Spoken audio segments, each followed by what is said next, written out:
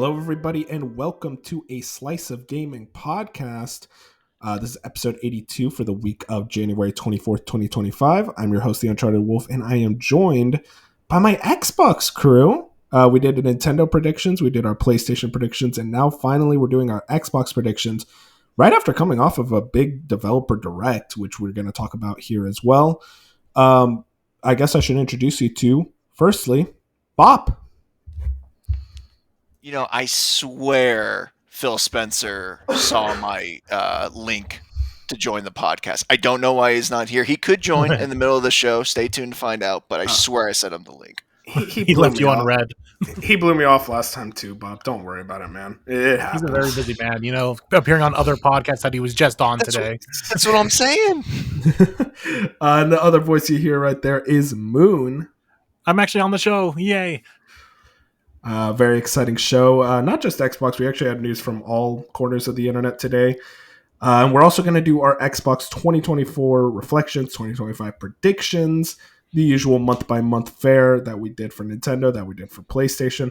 And I was saying on those shows, let me tell you, it's going to be real easy this time. Nintendo and PlayStation, we were guessing, estimating. PlayStation, man, I don't know if you guys heard the PlayStation one yet. We were depressed. Yeah. Well, didn't it come like right after the live service stuff? Literally the next day. We were literally going to predict. Me and Future were talking about it. It was like we were going to predict Blue Point shows off their game this year, but I guess not. Yeah, you're right. Also, I should mention I'm still a little sick, so I'm gonna let you guys do most of the talking today. So if my throat sounds fucked up, that's why. But that doesn't matter because we had an Xbox developer direct. Actually, before that. Plugs, YouTube, Spotify, Apple Podcasts, wherever your favorite podcasts are found, we are there. Like the podcast, any type of support helps. And follow us on Twitter and Blue Sky at A Slice of Gaming. Let's just get into it. I mean, the Developer Direct happened yesterday. I'll just ask right off the top, how are you guys feeling about it? Just overall, what would you rate it? I'm going to start with you, man. Oh, man, I thought you said Bob. Man. I thought it was really good. It was a lot direct to the point. I mean, it was under an hour, which you get 4 big, technically 5 big showings in under an hour. Like, that's efficiency. So I got to praise them for that. And it didn't feel like it was either short or too rushed or too long either. Like, it was just the amount of, let's show off what's cool about these games. Well, they didn't go too much into the developer side of things, which I guess is both kind of a good and bad thing. Because we don't care so much about like, this was my daily life routine making this game. Like, I don't care about that. Just show me the game. But so it seems like they finally hit their stride on what they want these to be. Now let's hope they can also hit that for the summer showcase, but at least in terms of what they have for the developer direct, it seems like they finally got the formula down, and I'm happy to say it was excellent, and all 4 games showed off really good. That's exciting. Yeah, no, I mean, I'm right there with you. I thought this was a very strong showcase. They basically said, hey, we're going to show off 4, technically 5 games. And they did exactly that. They showed all 5 games. I will say a couple of them could have shown better. One in particular that I'm very interested in how you guys feel about it. But overall, I think this was a very strong showcase, and I'm very, very excited for the rest of the year when it comes to Xbox. Bob, how about you? How are you feeling? Yeah, I mean, for what this showcase executes, it's a small scale thing. There's only a couple games. You get the deep dives, you get the developer, shots inside the studios, you get to meet the team. For what it's trying to do, I think it nails perfectly. I've always said that the developer directs for the last 2 years is the best thing Xbox does.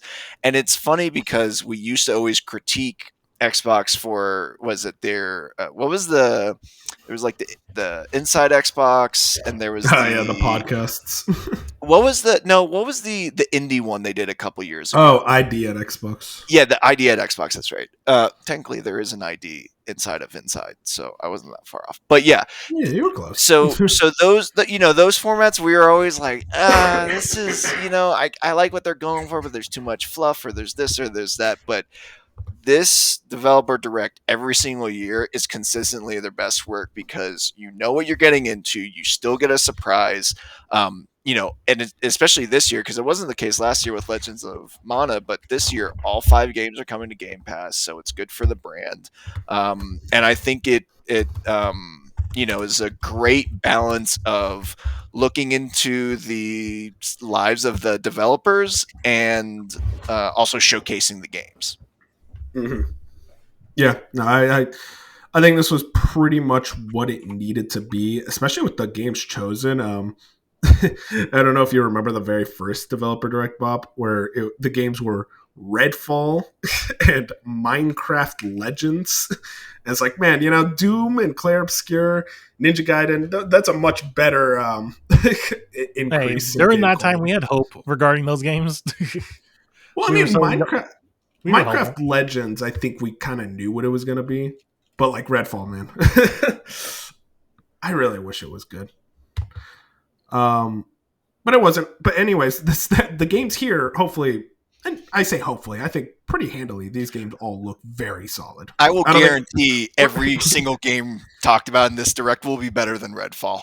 I'll put my reputation on the line right now. Man, your reputation, okay. I mean, what do I get money out of this bet? You can make fun of me, I guess, if I'm wrong. Yeah, that's good enough, honestly. Yeah.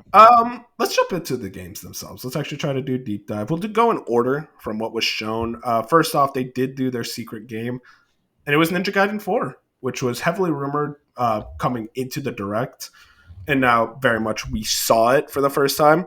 I think I'm the only one of y'all that has played Ninja Gaiden, correct? Yeah. Yes. Okay, so I'll go first then. I love Ninja Gaiden. 3 kind of sucked. Well, it didn't suck. It was fine. But everything I saw about this game, I'm like, yeah, this is exactly what I want. I love the 2 protagonists. I love kind of the mix between cyberpunk and traditional Japanese. I love the just the overall aesthetic. It looks a lot cleaner, a lot more like bloody in general. I like the red and black screen whenever you get a kill on an enemy. Just has this overall sick style to it that I think like I've been really missing in my action games as of late. And also just the fact that this is a Platinum Games and Team Ninja collaboration. I mean, 2 developers that are very special to me, especially Platinum Games. And we know Platinum Games have been having a rough go of things lately, so to see them kind of come back, and honestly, it looks like a big way with whatever this title is. I'm very, very excited for this game. Now, I will say I am intrigued by when it will fall in the release calendar. It currently is scheduled for fall 2025. But one thing I am very excited about is Ninja Gaiden Black 2, which is going to be a remake. Well, not even going to be. It's literally out now. I got it downloaded. I'm excited to try it. But everyone who's been playing has said this is a really good remake. This is like a top tier. Like they went in and redid everything. It's a lot more than you would actually expect out of it. I'm very excited to jump into it. I was very, very satisfied with the showcase. Where are y'all standing with it? Just for like Metal Gear, no. Ninja Gaiden. Ninja Gaiden. Or as we're calling it, Ninja Gaiden Revengeance, because that's what it is. Yeah, really, honestly. Yeah. But yeah, it's like I've never paid too much attention to the Ninja Gaiden franchise, but hey, like this looks like a great way to jump in. You know what's funny is I haven't seen anyone bring up this comparison, but this whole setup feels very Halo 5 Guardians, where the previous protagonist is now the villain, or not the villain, but like a side main character. I mean, like he's not like the side character. It's kind of like he's still the protagonist. It's a dual protagonist thing, and we're getting 2 stories that clash, and that's exactly what Halo 5 Guardians is. Now, I'm not trying to say this is going to be off-putting like Halo 5 Guardians. I'm just finding it funny that it's a similar formula. It can't be the only other game that's done that. I mean, there's a controversial PlayStation game that does that. Last time I checked. Which game? The Last of Us 2. Oh, well, I mean, yeah, that's fair. Oh yeah, I mean, isn't that kind of like? And then it's like I don't know. Spoilers, Bob. You can't say that out loud. It's been 5 years. That's an Xbox podcast. No, people are that. Okay. It's still slice of gaming. There's non-Xbox news here. Okay. But yeah, the gameplay looks great, and shadow dropping the remake of 2, which seems pretty mixed. Or at least it only seems The only people who seem to be down on it are like the hardcore fans who are like, this is still the watered down version compared to the original. So I'm just like, oh, okay, well then it's perfect for me then. It's mostly the PC version. Also, I've heard has some issues. Yeah, apparently that's also part of the reason why it's a 68 gigabyte game. Dude, what the fuck is with that? Yeah, that was insane. This is an Xbox 360 game. But yeah, so I started that up. I only played like the first like half hour or so, and I stopped myself from saying, okay, I need to stop doing this because I'm currently playing Stellar Blade, and I know the wires in my brain are gonna cross if I play both of these games at the same time in terms of like just playing the game and have to remember how to play each game. So I'm just like, okay, I'm gonna stop this, go finish Stellar Blade, then come back to this.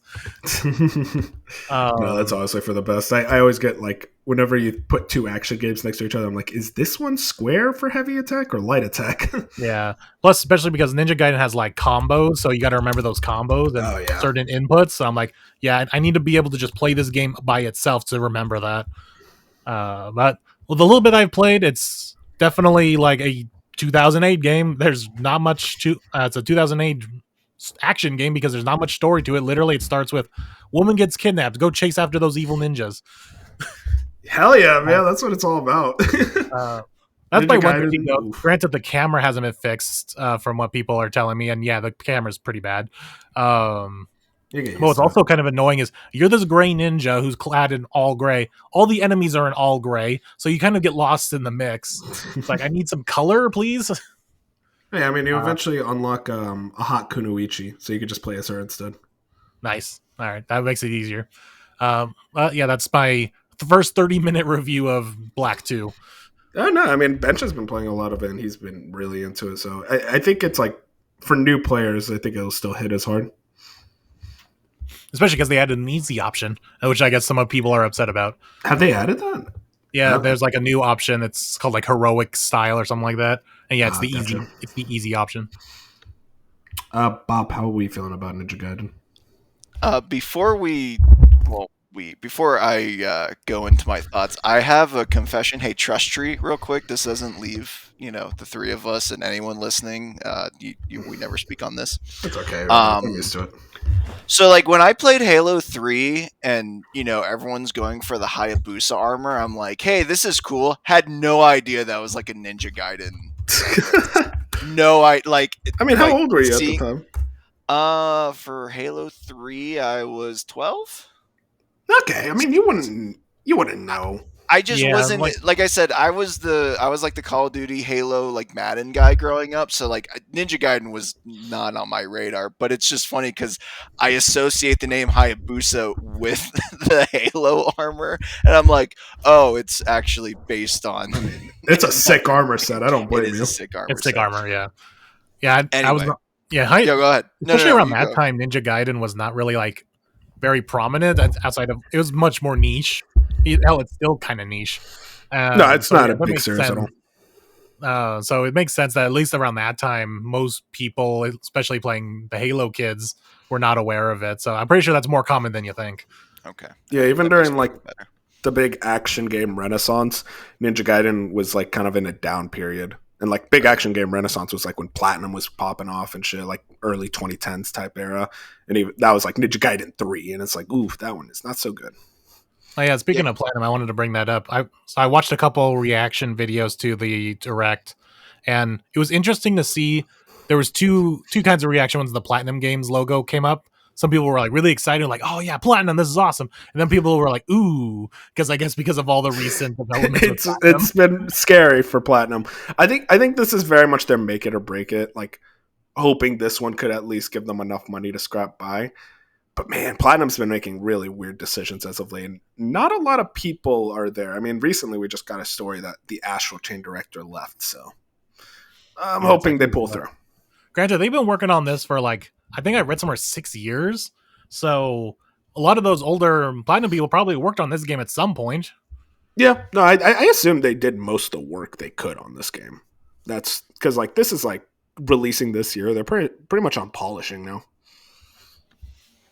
Yeah, I did kind of want to go back. Sorry, because I know we kind of got off on a tangent there. Yeah, no problem. Going back to, yeah, my thoughts on Ninja Gaiden 4. It was interesting because yeah, I don't have a lot of familiarity with the series, and my whole thing when I realized what it was, but before we started like really seeing anything, I was like, oh yeah, I mean, the samurai setting, which after seeing the Ninja Gaiden 2 trailer, clearly they do more than just like you're in some random Japanese setting. Like you do go all over the place. But my simple mind was like, that's not really like a setting I'm looking for. So then for them to start in like, downtown Tokyo with that huge like dragon shadow in the background, and then you see like laser swords and you're getting this cyberpunk vibe, I'm like, okay, this is and I think I said it in the chat, and like I think a lot of our group was kind of agreeing where it's like, oh, a cyberpunk setting is exactly what will get me into playing this, and it's just a really cool design choice, and you can like, I think Jack may have suggested it where it's like, Team Ninja is doing the ninja guy or the Hayabusa kind of section, and then Platinum is doing the new protagonist section, and Yeah. because it does seem like there's a little bit of distinct combat styles and animations and stuff, which I think is interesting, and makes for a really cool idea. But yeah, I definitely, this is just a franchise not even close to on my radar. But then yeah, for them to be like, oh, and while you're waiting for that, here's a remake of the second game. It's like perfect. Okay. On And Game that Pass. trailer, exactly right, today. And it's like, perfect. I'm going to go home and download this and wait, 2 hours for an 85 gig download. It's But insane. once I get it downloaded, I mean, yeah, I'm gonna have a great time. And yeah, it seems like from the reviews on Steam, it's mostly positive. And yeah, like Moon said, I think the hardcore are like, yeah, it's closer to Sigma 2, which apparently isn't closer to the original game. And it's I mean, one it's one of those things where there's like a bunch of releases of it, and it seems like you can't make everyone happy, but still, for the most part, it's like, no, this is still a very good game. yeah, I'll just say it's like Sigma 2 is effectively just the easier version, but it's the version I played and I really, really enjoyed it. So I think you'll be fine. Like it's very much still a definitive version of the game. Right. It's very pretty too. Oh, Like it's like you could almost chuck this out to someone and be like, "Oh yeah, this game came out in 2025," and I think most people would believe that. Because it's yeah, Unreal Engine 5, right? yeah, Yeah, it's UE5, Yeah. which they really nailed that engine there. Yeah, I think that, and that was a great, like, also too, probably for their studio to be like, hey, this is, we talk about, studios working in Unreal for remasters or remakes, and then that like gives them more knowledge to make their next game in that engine. It's like, this is perfect for them because they Yeah, already seemingly nailed it, and that gives me hope that Ninja Gaiden 4 is going to look, even better. I do you guys have worry that like with this new two protagonist thing, like one is gonna be so much more fun to play that's like, oh, now it's a chore that I gotta play as like Ryu or the new that's guy. most likely going to happen. That just kind of happens in these kind of games where you have two characters with two different play styles. You're always going to favor one over the other. Otherwise, they just become identical, and you're like, well, what's the point of making two characters? Yeah, I think everyone's going to obviously pick a side.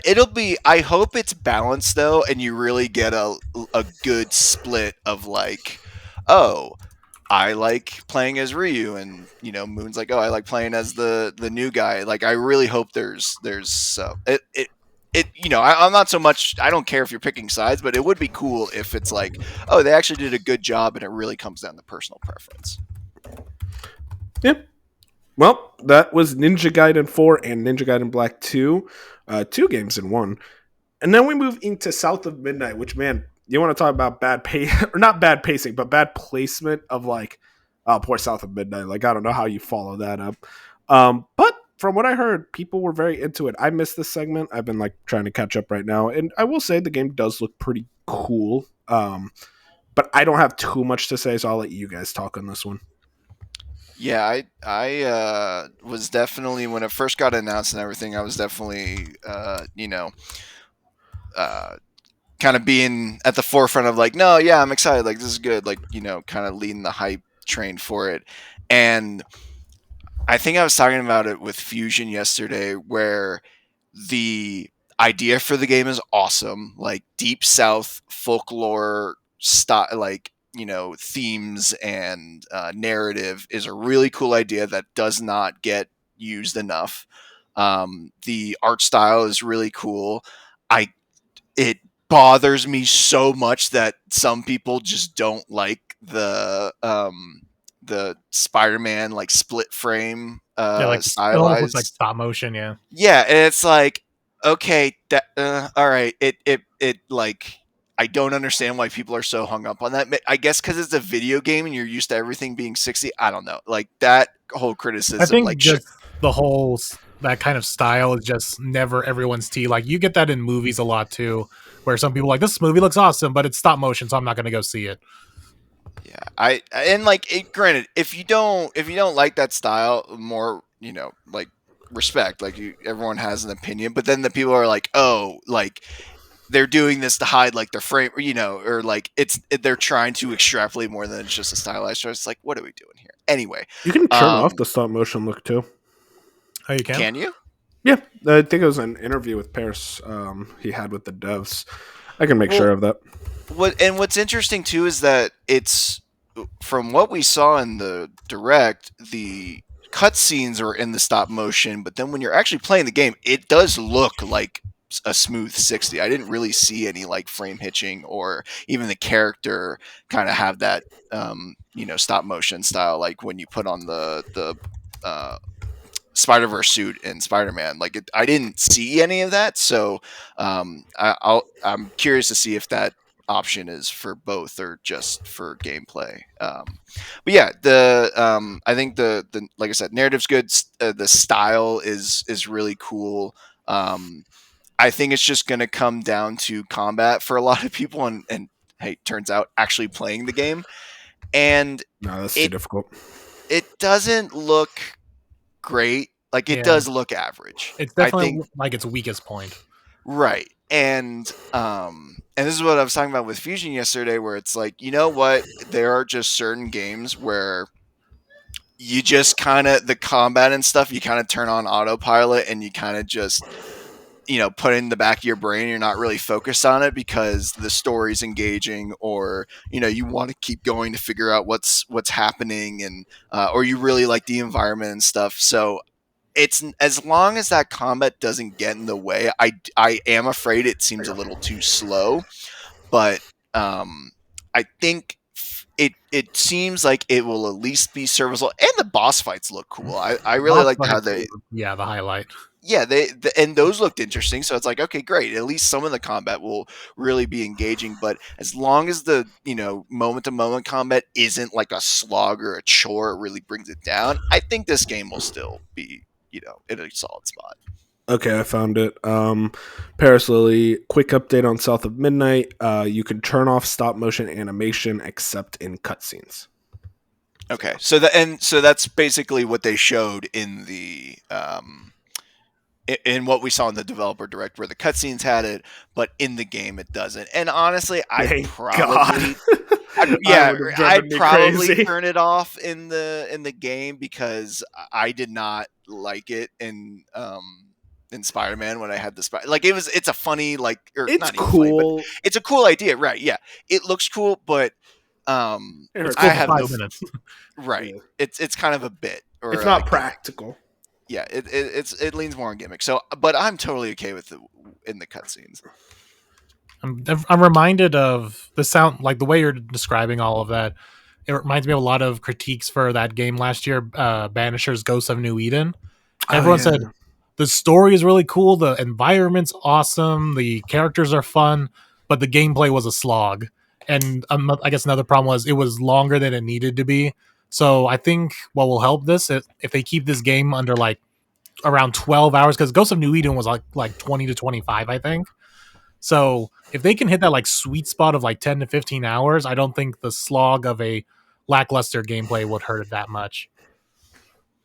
And you know what? Banisher's Ghost of New Eden still got an 80, Yeah. so that's not a terrible thing to be compared to. Moving into our next game, Sandfall Interactive with Expedition 33, or Clair Uh, Obscure Expedition 33. This is the first time like oh wait, no.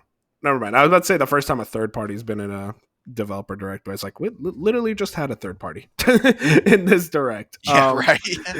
But yeah, no, it's exciting. This is a new French studio. They showed off their trailer last year at the Xbox showcase. A lot of people got very excited. Uh, through voter fraud, won the Soggy's most anticipated game of 2025. I was wondering if you're going to bring that up. I'm just saying, Bob, like you would have put GTA 6 at number one, but your morals say never mind. Oh, And yet, look at what we were shown. yeah, I saw that GTA 6 is still number one for me. But Okay. Right. no, but what we saw was very good. It looks like a very interesting game. God, I still love that Paper Mario combat. It's looking to be around 30 hours, according to dev comments from a few months ago. Pretty much everything is like, yeah, they're kind of speaking my language when it comes to all that they're kind of being inspired by and what they're looking at. And I'm glad for a game like this. It's like you still got the kooky weird characters, which is like, okay, good. Like that's a JRPG staple for me. And it's like, give me someone that's just an absolute fucking failure. Like those are my favorite characters.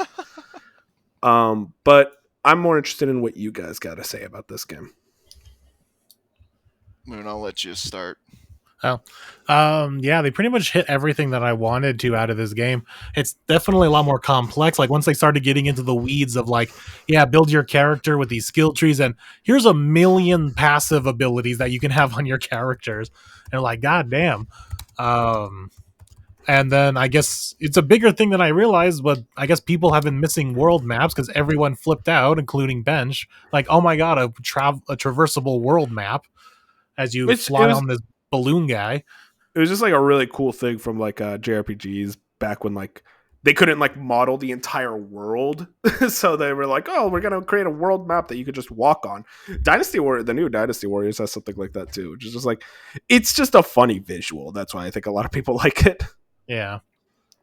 Yeah, the combat still looks great. The deep dive on the story was cool, and the introduction of the goofy characters is nice because before from just the initial trailer it was like kind of a very serious thing. Like here are these four explorers going off on this suicide mission basically, and now you got like these goofy other characters like knocking each other around. So I was like, okay, so we got a nice break from all the seriousness and we're gonna have at least some fun. And then you have that bazaar that they kind of hyped up of like almost like your hub world of, hey, you can go do all this other stuff while you're on this perilous journey. So I was like, oh, typical JRPG. It's like the world can be on fire, but let's go play basketball. So yeah, it looks like a great time. And the fact that they're condensing it to like, I'm guessing the main story, like if you golden path it, it's around 30 hours, but I'm guessing there's probably 100 hours or a little bit less than that of if you want to do everything. Because they said if you want to go fight the hardest bosses in the game, you got to go find them because I'm guessing they're not going to be part of the main story. Yeah, what about you?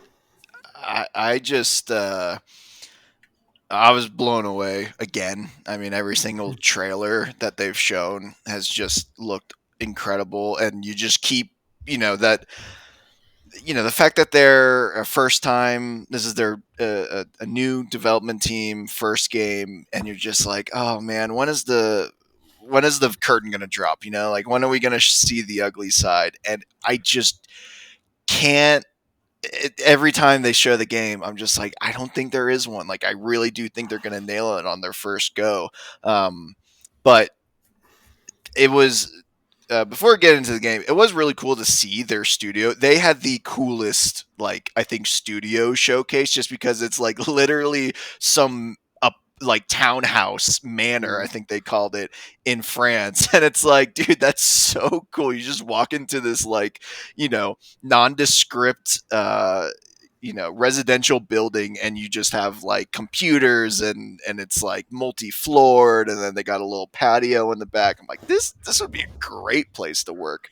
And the studio's so small. Like I genuinely only think there's like at least, they could be outsourcing and there could be obviously like the voice actors, right? They weren't there, but it did not look like that big of a team, and that is really, really impressive.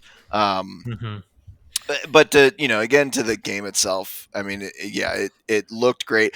Also, this was the first time we like really got an understanding of what the premise is, which is like this, paintress, godlike creature just showed up one day and kept writing numbers, and then the numbers corresponded to like the age of the people who are allowed to be alive. So if you're older than the number on her board, you die. And then it's like they're trying to continue to send out these expeditions to stop her before more and more people like die, like based on age. And I'm like, that is such a JRPG ass story. I love that. um and then just going more into the mechanics. Obviously, like Wolf said, I'm pretty sold on the reactive turn base, where you have to, hit buttons and sometimes multiple buttons to deal more damage or parry damage. And it looked like you can parry all the damage. So I don't know how that's going to work, but it's like, man, if you're really good at timing, you're just never going to take damage in this game. I'm sure they've, accounted for that. But and then what Moon said about the skill trees and everything, it looks like a replayable game, and that's what I like about it. It reminds me of Outer Worlds, where Outer Worlds was only 30, something hours if you gold line it, or maybe even a little bit less. But I also replayed that game 3 times in 3 completely different play styles and got like 3 completely different experiences. And I would much rather do that than play one giant 90-hour experience. So that's really encouraging. And the characters look great. The traversal looks great. I love that they're like, go. Good luck finding stuff. Like, it's not going to be easy. I'm just so excited for this game, and it's April. Like, I don't think any of us were expecting April like 18th? spring. I April 20. Once word got around that, or I guess not word, but like the prevailing theory was that all of these games were going to be out before the June showcase. I'm like, okay, yeah, this feels like a April May kind of game, and it's even back then I was like, that's crazy to think about that. These games are all going to be out within the next couple months, and it's true. Like, all of these games will be out before the June. Well, not Ninja Gaiden, but all of the ones that they announced are all going to be out in the next 3 months. It's crazy. And we can get into it a little bit later because I think it'll be part of our predictions. But like, I think that says a lot about how confident Xbox is in the second half of the year too. Yeah. So I went ahead and went to the website for Sandfall. 33 members. This is a 33-person team, Shout and out. that includes the happiness manager, which is a dog. And also the CEO, or no, the lead writer. One of our favorite games of all time is Elden Ring. So, guys, I think we're in good hands. Okay. I mean, you can see the Elden Ring inspiration. It's very, yeah.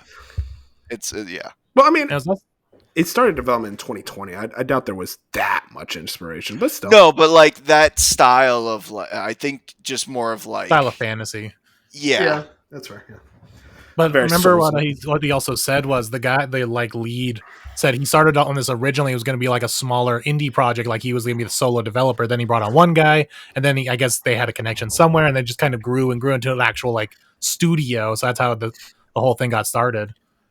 Yeah, I mean, this is the future lifeblood of the industry, is these smaller teams growing in scale and creating bigger and better games. Like, this is exciting. I like seeing new teams pop up all over the place. I mean, this is a French team. I like seeing all over the world. You're just getting more and more teams. It's like, hell yeah, dude. Like, as we always talk about, it's like, oh, the industry is crumbling. So many teams are being laid off and closed. We're still getting teams like Sandfall kicking ass. And it's like brand new teams, and this is their first title, and it looks like it's going to be a banger. It's like, you got to start be a game of the year contender. Let's calm down with that. Anyways, we still got one more game left in the showcase. It's the one I was looking the most forward to, and the one I also have the most to say about. And that's Doom: The Dark Ages. Got its big showcase here. I was very, very excited for this game. Me and Moon both. I don't know about you, Bob, but are you excited for this game? I have played Doom 2016. I skipped Eternal, and I was like, oh, I'll wait till I see more, but I'm sold after watching the direct. Okay, interesting. I'm interested in how you guys think about how I feel about this. Man, that sounds very excited. My bad. But Doom: The Dark Ages, it's revealed. By the way, coming out on my birthday, which is a pretty awesome birthday present, Oh yeah. May 15th. I I watched it the first time and I was very excited, and then I watched it a couple more times, and I watched some other people talk about it, some reactions. I think I'm a little soft on this reveal. I think I was not nearly as sold on it as I wanted to be. And I kind not even like sold on it. I become less hyped for the game, and I think it's just the style they're going for is a lot more different, and it's something I'd have to get used to and really get my hands on the sticks to really get a feel for what they're trying to do. Because they very much said it's like Doom 2016 was about run and gun, Eternal was jump and shoot, and this one's like stand and fight. And I'm very much not feeling the excitement of this idea of kind of like a more tanky Doom guy of oh you're just gonna sit there, you're gonna parry when they tell you to, you're gonna press this button when they tell you to. A lot of like glowing circles telling you what button to press, which is like that kind of granted that was very much a lot of like Doom 2016 and Eternal with the glory kills. But I feel like this one is a lot more obvious, and also just the fact they got rid of glory kills, at least from what we saw, because the glory kill equivalent is just you kicking them, which is kind of lame. I will say the mech and the dragon looked awesome. Those were the two very much highlights of that whole presentation. But even when they were showing that little gameplay snippet, I noticed that a lot of the enemies were kind of just standing still, not really doing anything. And it's like, I really like that fast, frenetic pace that Eternal really pushed. And this one feels like it's going to be a lot slower, a lot more methodical. And I want to know where that can be taken if it's not going to feel kind of like a watered down version of it. But I think I'm probably the most negative. I want to hear what you two think of it.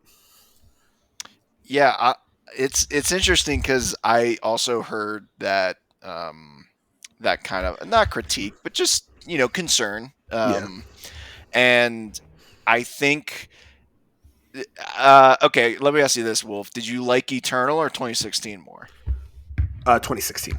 Oh, okay, Yeah. interesting. Because I feel like the people I think that have been more negative on it liked Eternal, which was the most like frenetic, fast paced one, and I but think it's yeah. Go ahead.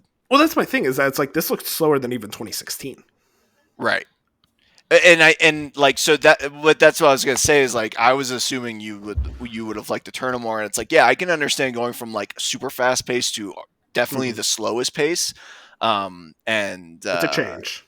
right, and I think it's just a like people don't like change thing, and I think like for me I just wasn't into like I already thought Doom Eternal looked a little too frenetic. Granted, I haven't played it yet, but I kind of liked how in control I felt in 2016, and so that's why I think I am leaning more towards Dark Ages because it is slower.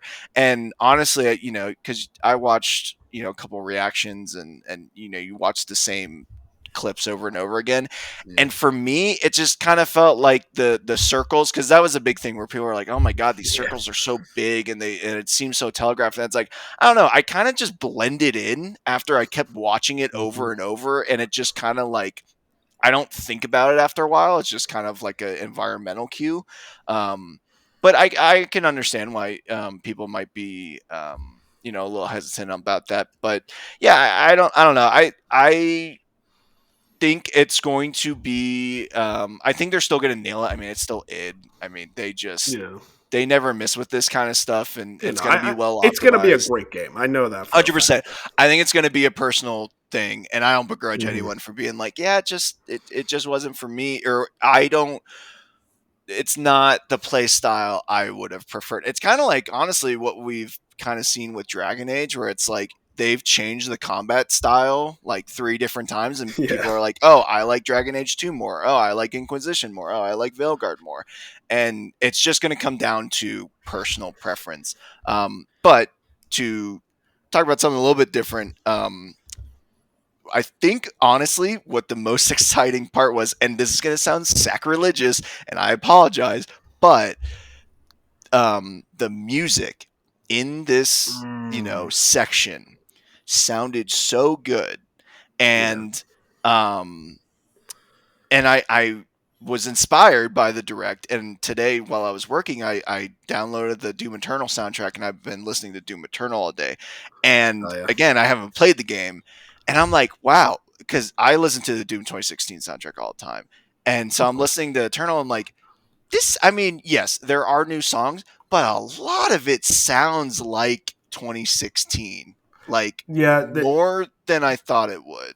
it had a lot of issues with the mixing. That was like the big thing with Doom Eternal's OST because Mick Gordon was like really screwed over Right, and creating that that's what I song. was going to get to, is that I love Mick, and I know I forget exactly what the details are, but yeah, there's definitely some shadiness, and it sucks that he kind of got it, because honestly, for Eternal, it kind of sounds like he got kicked off like mid project, and What so what happened? I mean, just like a real quick recap, if you don't mind. It was just like he effectively was working on it, and Marty Stratton was like giving him like these really ridiculous timetables, and then he just stopped responding to Mick's emails, and it kind of led to the soundtrack being rushed out by the end and being kind of sloppy. Where like the music was still all like melodies and everything, that was all good, but the mixing wasn't nearly as good as like 2016's because of that.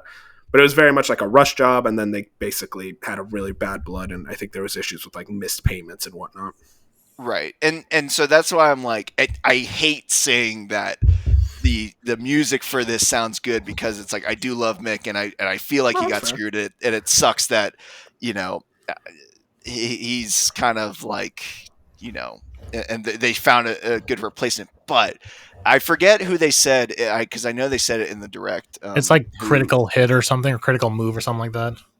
Yeah, and Critical and hit. from what I heard, they did the soundtrack for Halo 2 Anniversary, on the Master Chief Ooh, Collection, and let me tell you, as a big Halo fan, my biggest concern going into Halo 2 Anniversary was, oh, I'm worried that the licensed songs that were so good in Halo 2, they're not finishing going to get with. the licenses. Yeah, and they're going to have to get new songs, and they're not going to be as good. Let me tell you, those songs bang. And Oh, they're if really sick. those are the people, it checks out, because if you go like those songs in Halo 2, like I could see how they fit into a Doom style, um, kind of composition, and you could hear it in the trailer. I'm like, this sounds really good. So I'm looking very forward to this soundtrack, above most things, honestly. I mean, Bob, they did your beloved Flight Simulator,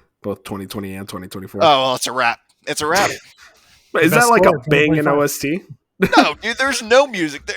There's like music in the loading screen. Like I think that's the Well, there only you time go, you man. ever hear. Were you It's in the like loading it, screen like it's like bopping your head? it's like a piano. It's just like a very like it's like a piano on loop for like 30 seconds. Hey, man. I mean, they kind of banged with that piano, though. They got that thing out in an afternoon. It's like, hey, pay us. Yeah. Moon, you've been quiet. I want to hear what you've been thinking. I know you love Doom. Yeah, definitely. That was something I noticed. Like you said, like the more you watch it for like reactions or whatever, is you start to notice like, wow, this actually is like really slow. Like when they said you're a tank, you are literally a tank. And I always found it funny when they said in Doom Eternal you're a fighter jet. And I'm like, yeah, you really are. You Yeah, just no, flying they all over are the place. 100% right. But yeah, they're definitely taking this tank mindset to heart, and I'm just like, yeah. So it is kind of just running around, and you can probably this is going to be the easiest version of the like the no damage kind of runs of Doom because you're going to be parrying everything and blocking everything. So yeah, it's going to be interesting to see like what the reception is to because like you guys said, it's going to be based on what is your preference, and it's going to be interesting to see where does everybody lie on the trifecta of Doom games. Are you the run and gun? Are you the jump and shoot? Are you the stand and fight kind of player? So it's kind of like a Persona in a way too, with like Persona 3, 4, and 5. Everyone goes in their one different direction, and hmm with like most things, it's going to be the one that you most first went to. So like for me, I really got into it with. I think I did play 2016, but I really got into it with Eternal. So that's why Eternal is my favorite. But also, I did like that frantic gameplay style, which will be also interesting to see because they made a point about these sliders to adjust like multiples of different options, including game speed. So it'll be interesting Yeah. to see, like, okay, here's your stand and fight play style of very slow moving tank, but let's crank up that game speed to 200% and see what that's like. Oh So my god. so I'm gonna have to like test that out. Like, can I really just run around at the speed of sound, parrying everything? But I'm still looking forward to it, and Of course. it's just Doom. So even if it's not my favorite, like even if it comes out to being my like least favorite of the trilogy, it's still just Doom. Yeah, it's such a strong trilogy that it's like, yeah, of course, it's the worst, but it's still like a very high quality aspect of that trilogy. It's like Return of the Jedi. It's like, yeah, no, it's the weakest of the trilogy, but you still enjoy it. So Is one that last is thing. that the case with Return of the Jedi? Is that though considered the weakest? I just pulled that out of my ass. I think Of some the people, original? Yeah. Yeah, the Star Wars trilogy. Yeah. Of the original, yeah. I mean, just kind of by default because the other two are, Classics. yeah. Yeah. Okay, that's fair. All right. Go ahead, Bob. Yeah, I was just gonna say, as a little bit of homework, look up the song "Breaking the Covenant" from the Halo 2 Oh, Anniversary dude, Edition, it's so sick. because I'm pretty sure that's the song they replaced "Blow Me Away" by Breaking Benjamin with. Play that song and tell me that like you don't have to change much to fit that into a Doom soundtrack. It's so good. So No, that's all I'm gonna say there. I need to listen to no, the it's a Doom banger. soundtrack, and the only one I remember like fully is the of course awesomely named title. The only thing they fear is you. Oh yeah, I mean, It's so fucking good hell, because I just Yeah. remember them talking about Mick, like he actually recorded chainsaw noise or like a gas powered lawnmower starting up into the soundtrack. Yeah. I'm like, that is so cool.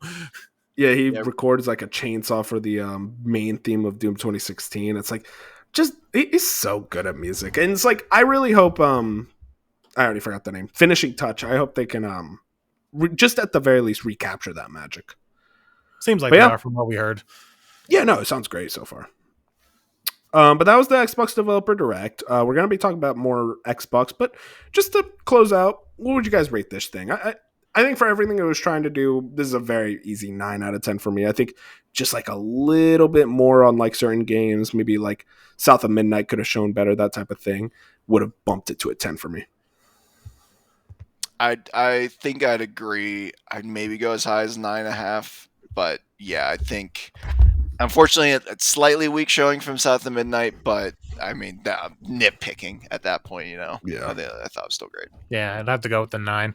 I think the problem with South of Midnight is that's just the game in general, and that's what we're going to be saying about the game when it comes out. It's like, yeah, that really was the best way to show that game, and that's really all it was. So Sure. we're going to come to find out what they did show off was like, oh yeah, this is the best they could have done with this whole presentation. It's the I game's think it's the game's fault, I guess, in a way.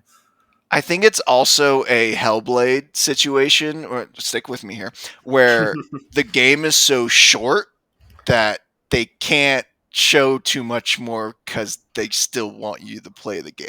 Yeah, Well, I mean, you say that, but like it's 10 hours. Like you could show more Sure. than that. Yeah, I mean, Hellblade was 6 to 8, and so Yeah, that worked out well.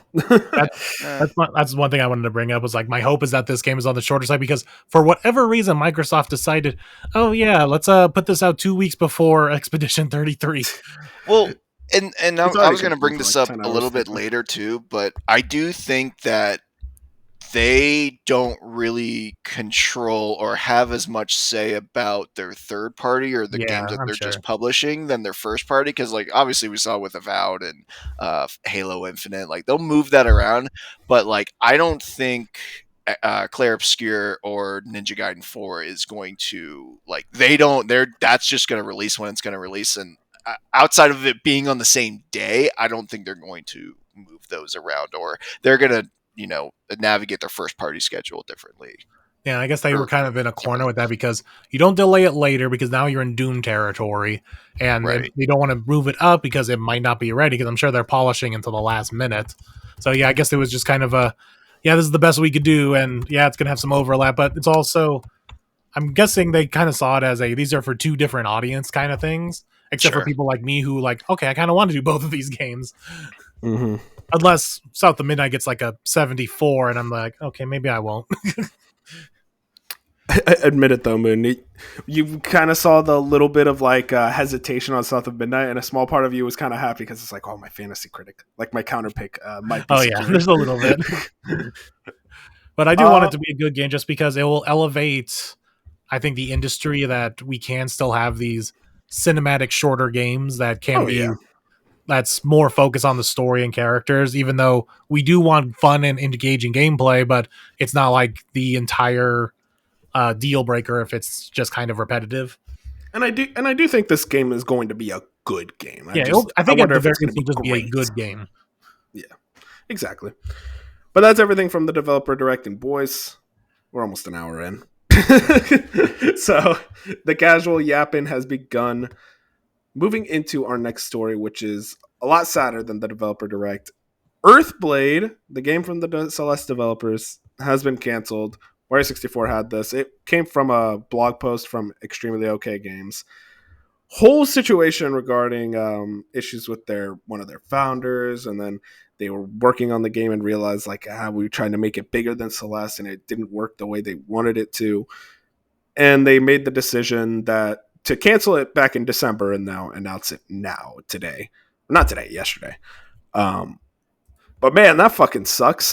This was a game I was very highly anticipating. I liked Celeste a lot. I didn't love it the same way others did, but I know it's something that certain people like Fusion, I know, is a very big Celeste fan. And Jackie G, our good friend, he tried to he actually picked this game on the Fantasy Critic, and they allowed him to drop it, which is funny. Or did they allow him to drop it, man? I forget. Yeah, it was canceled. So yeah, it did have like the little flavor next to it. Now, granted, I think in more stricter leagues, they probably said "too bad, so sad," but I did take it off his list. Okay, cool. But yeah, very much so. Earthblade is gone. They did say they still want to make games. They're going to try to make a smaller team, like kind of refocus everything. But I don't know, man. I was really interested. Just the idea of like Celeste devs going full Metroidvania would have been exciting, and they kind of showed concept art of what the full map would have been. Where it's like, damn, that looks like a fun as hell map to try to uncover. But yeah, it looks like we are not getting this game, and probably whatever the next thing the Celeste devs are doing for a while. Neither of you guys have played Celeste, so I'm interested if you have anything to say. Yeah, I'd like to start with an apology because I know that's what Fusion's been waiting for. Like, I want to say 2 hours before this cancellation came, we were talking about indies that should be hitting this year, and I was like, "Yeah, Earthblade's this year for sure," and then it just gets canceled. I'm like, "Ah, shit." You were a So, fucking jinx. yeah, oops, my bad. But yeah, I definitely I remember looking up this game last year for Fantasy Critic kind of research, and it did look really interesting. I've played a little bit of Celeste, and honestly, like weirdly enough, like this cancellation made me be like, I need to go back and play Celeste because I definitely did Same. not give it its proper like due and chance. I kind of just played it for 30 minutes. I was like, it's not clicking with me, and never really went back. So I'll go back and play that.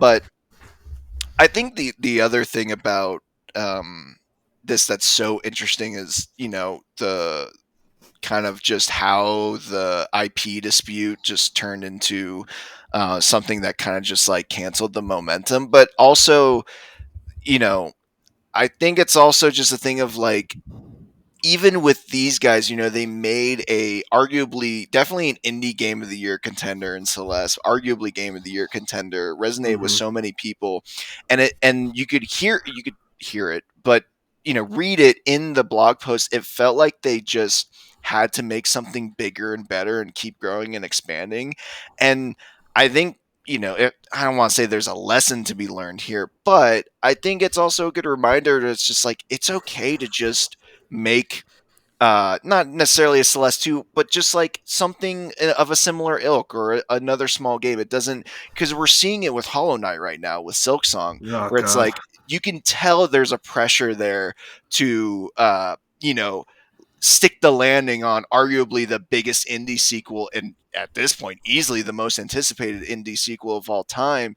And it's like, that's all kind of like self-applied pressure. Like, I think your fans are going to support you no matter what. So trying to force yourself to keep going bigger and better, and then for this to happen, and they said they're going to go back to smaller stuff. It's like, you know what, that's totally okay, and I definitely want to support them in whatever they make next. Oh yeah, hoping whatever they make next is sometime soon. But considering it took this long just for a cancellation, it tells me we're going to be waiting a while. Yeah, especially if they are going to stick to just because it's like the core founder, I guess, group of them is just the two of them, and then they'll probably bring on some people they know for like a much smaller team than what they had with Earthblade. Yeah, exactly. So looking out for you guys. Moving into our next story, EA was in the news. Jason Schreier put this on Blue Sky. EA is slashing its forecast for the fiscal year due to the underperformance of holiday games EA Sports FC 25 and Dragon Age The Veilguard. EA says the new Dragon Age reached around 1.5 million players, missing expectations by nearly 50%. If you read the article, it says that they were actually looking for 3 million players, so pretty much a pure like 50-50 split. And also, so I was like reading up on it, and it very much was a case where they mostly pinned a lot of the blame on EA Sports FC 25 underperforming, which is very, very interesting. I mean, this is basically the FIFA game without the FIFA license, so there very much is like speculation that came into play, but it kind of also wasn't the problem. Like, that wasn't the effect that happened with the last EA Sports FC games, like the last couple of years. So there's also the question of like maybe a lot of like football fans are just not as interested in picking up the new one. They're fine with whatever their last year's is. But then you'd probably start seeing that issue crop up with like other sports games like Madden. So then it just kind of begs the question. It's like, what is it about this one in particular that underperformed? So that's kind of a part of the conversation that I was interested in focusing in on. But also the main thing is very much Dragon Age The Veilguard missing expectations by like half. I haven't played the game, but I know it's very divisive. A lot of people love it. A lot of people hate it. And it seems like not enough people played it. Now, I will say I was expecting a lot more players. 1.5 million just does seem a lot lower than what I personally was thinking. Like, I was kind of thinking around like 3 million, like EA said. So to see it miss it by half is an interesting stat. I do wonder if it's a case of like it just didn't market well, like it didn't show very well from a lot of the trailers. And also bad word of mouth maybe affected it by launch. What are your guys' theories on both like EA Sports FC and also Dragon Age's under success? Well, at least with Dragon Age, I'm going to say D, all of the above with what you said. I think it was just a perfect storm of a lot of those kind of factors. The initial reveal trailer, I think, was pretty panned. I think we railed on it for being trying to beat Guardians of the Galaxy, and you don't have the charm of Guardians of the Galaxy. And then it just had like a weird marketing cycle of trying to promote itself. And then you had reviewers kind of badmouth it, at least like the diehard fans that were expecting the next Dragon Age Inquisition or whatever. And it wasn't.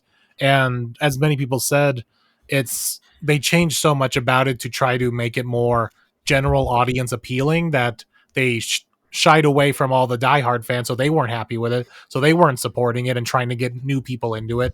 So they were entirely basing this off of, let's try to bring in a bunch of new fans, and it just seems like it didn't pan out. Now, it got me, because I think the gameplay was kind of interesting. Now, granted, I do have some reserves now about the gameplay after 30 hours of the game, but I still liked it, but I have no Dragon Age experience. I always saw it as a very niche franchise of like super RPG people, and so I never really pay much attention to it. So it did work on me, and I'm guessing around 1.5 million others.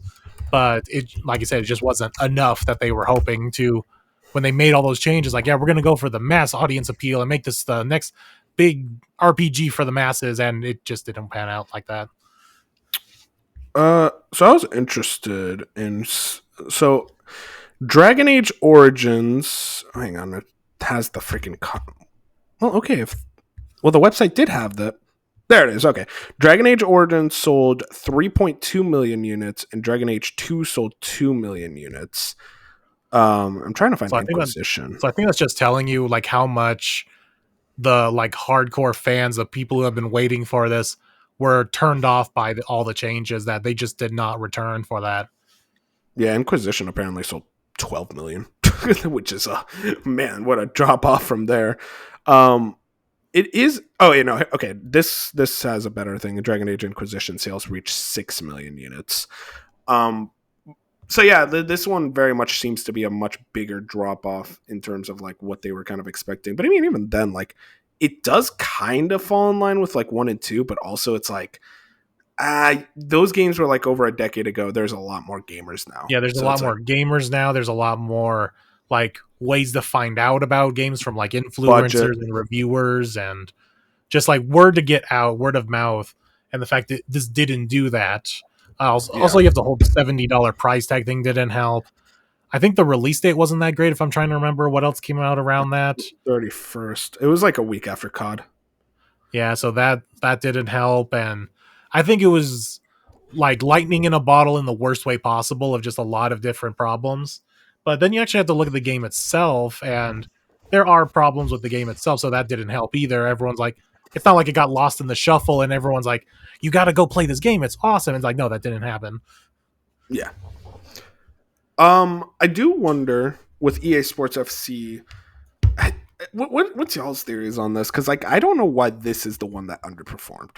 Oh, I could tell you. Please tell me, Mr. College Sports football, Guru. right? I thought. Yeah. No, it's not college. No, it's not college football. No. Okay, I'm about to say. No.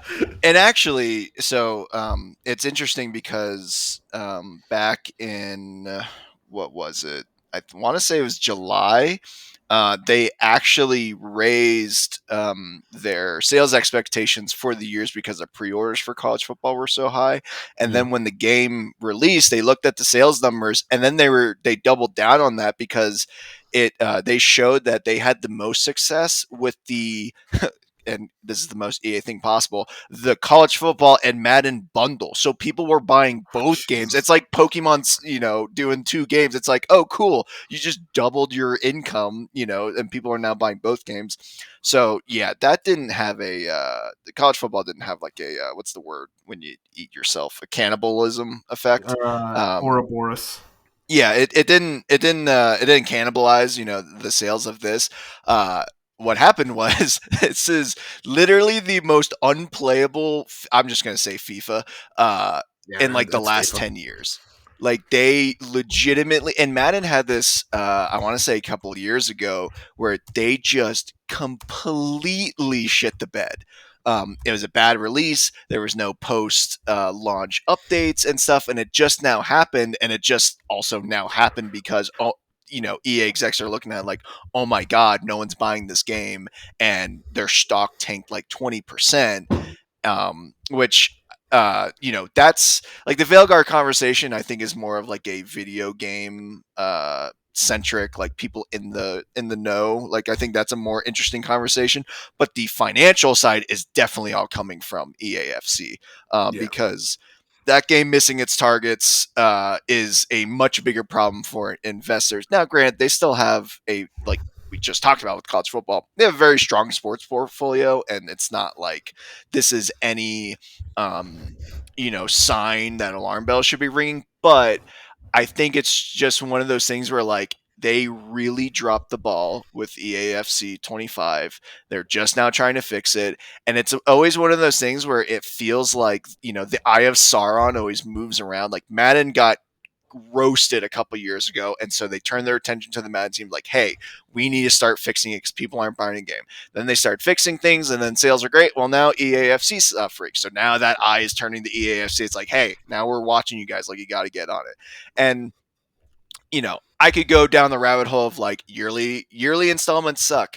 The Frostbite engine is the worst thing to happen to every EA sports game possible. It is just not a good engine for a sports game, but yet they still use it. Those are ongoing factors, but as far as like why they're struggling, it is absolutely because of just how bad the game was this year. And not to mention, EA also owns Codemasters now, who put out a terrible F1 game this year. If you remember, I had a rant about this during the Game Awards because that game got nominated, but EA college football didn't. And it's like, dude, that F1 24 25 is not playable. So it's crazy that got nominated. Anyway, yeah, it's one of those things where it's a bad release year, and I'm sure they're going to fix it, and people are going to come back for 26.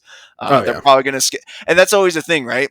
Like, the next game, so many people either stopped playing this or skipped it, where now they're like, oh well, it's been 2 years, so now I gotta buy it. Like, yeah. their sales are gonna rebound next year, and it's gonna be fine. Yeah, EA is such an interesting company because they can kind of get away with a lot because of these yearly sports releases that just kind of make free money for them. I just wonder, like, kind of how long the tail can go, especially with, like, as you said, like, the Eye of Sauron could only focus really on one sports franchise at a time, and it may affect the quality and, like, the actual sales data for the other ones. Will say, I don't know if you caught this. There was a lot more play tests regarding this next Battlefield game that's currently in development. It seems like EA really needs this thing to hit. Not needs, but like they really want it to hit, especially after 2042's launch. I do wonder, like, what is a Battlefield going to be able to do in 2025 when I feel like a lot of the excitement around the franchise has kind of dissipated after two pretty lackluster entries in a row. Yeah, it felt like 2042 was supposed to be their entry back into being a mainstay player, and when that one didn't hit, it was like, yeah, where does this franchise sit now? And it's Mm-hmm. interesting because even that one was allowed to miss because Apex Legends was still in its peak. And now I think it came out that 75% of Apex players, their player base dropped by 75% over Yeah. 2024. Like, and Apex has been out for what, 7 years now? So, No, 5 years. Oh, actually, no, closing up on 6 years this year. okay, yeah, I can't remember if it was 2018 or 2019. So it's like, yeah, maybe that one has just run its course and now it's settling into like that hardcore devoted. So they can't get away with not having an FPS. Um, you know, they need an FPS to carry them because Apex isn't Yeah, doing it anymore. I genuinely don't know what Battlefield. I've never been a Battlefield guy, so it's like I I mean, don't know neither. what it needs to do, but um, you know, I just hope they figure something out. I just never liked how it felt compared to COD. So I'm just like, I just don't care, but I'm also like, I want it to do well because I like competition. Oh, for sure. And it's weird because they're clearly going for a different type of FPS game than COD does. And you see games like, was it Hell Let Loose, and there's a couple other ones that kind of copy. Well, I remember, what was it, 2 years ago? There was that, what was it, 8-bit mini bit shooter or something, whereas Uh, like it was like 8-bit Battlefield, and it like took over Steam one summer. yeah, And it's can't like, remember. okay, if that's able to be like one of the most played games over the summer, it's like Battlefield's gotta figure out something. So I don't know. I wish them the best, but I just don't know what it would take to get a new Battlefield back into the spotlight. Well, we will see very much soon. I imagine we'll get the reveal of that game soon. Moving into our next story, these last few should go by quickly. Insomniac Games CEO Ted Price has announced retirement. Whereas before has this, three new co-studio heads for the studio, Ryan Schneider, Chad Desern, and Jen Huang, will take over the role. Now, Ted Price, if you don't know, he founded Insomniac in, I want to say, 1994. Very much by himself, along with the Hastings brothers. And they created Spyro the Dragon, they created Ratchet and Clank, Resistance. God bless that game. God bless that franchise. They created Sunset Overdrive, and then eventually the Spider-Man games. They're a very talented studio, one that has been effectively the workhorse for PlayStation the last pretty much this whole generation. I'm a massive Insomniac fan. Grew up with the Ratchet games, grew up with the Spyro games. So Ted Price is always someone I've very much followed for a long time. I think he is a very inspirational person. I think he is a hard worker, someone that very much said, I want to make a video game company. So he just went out and did it, which I think is so admirable. And someone who's stuck with the same company for over 30 years is absolutely incredible. I gotta respect what Insomniac has been able to do, and really a lot of it comes down to Ted Price. And the fact is that 3 people got to take over the job for one person. Just tells you how well he was at that job. So yeah, absolutely incredible. Love Ted Price, and I'm excited to see. Well, I mean, I'm not excited to see what he's doing next because he's very much retiring. I doubt he does another job in the industry, but who knows? But he seems the type to just settle down and it's like, yeah, I've done all I needed to do. So yeah, shout out to Insomniac. Moving into next one. GameRanks has this one, which is the first time we've ever used GameRanks as a source, which is kind of funny. NCSoft's Horizon MMO cancellation debunked by several sources, including the original reporter. Throughout the week, there was this big thing about Horizon's MMO being canceled, but then it turned out it wasn't. GameRanks says this. Fans claiming Sony's canceled another game were never factually correct in any way, because that claim makes a lot of assumptions that have no evidence to back it up. But with that said, we'll explain how.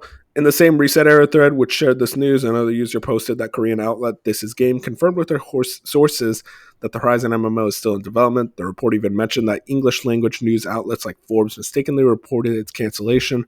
Subsequently, as shared on Reddit, someone got in contact with the original reporter. The Reddit made the assumption that NCSoft Project H, which was definitely canceled, referred to Horizon, but the reporter made it clear that this is a different game entirely.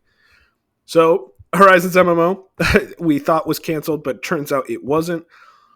I will say, though, I still don't know if this game will ever see the light of day. It seems like NCSoft has a lot of, they have a lot riding on this title and whatever it's going to be, considering that Horizon IP is supposedly strong. So, and the fact is they got 2 multiplayer games already. I mean, this MMO plus the one internally within Guerrilla. I just wonder if maybe Sony, I don't know about you guys, I think Sony a little bit overinvests in Horizon, just a tad.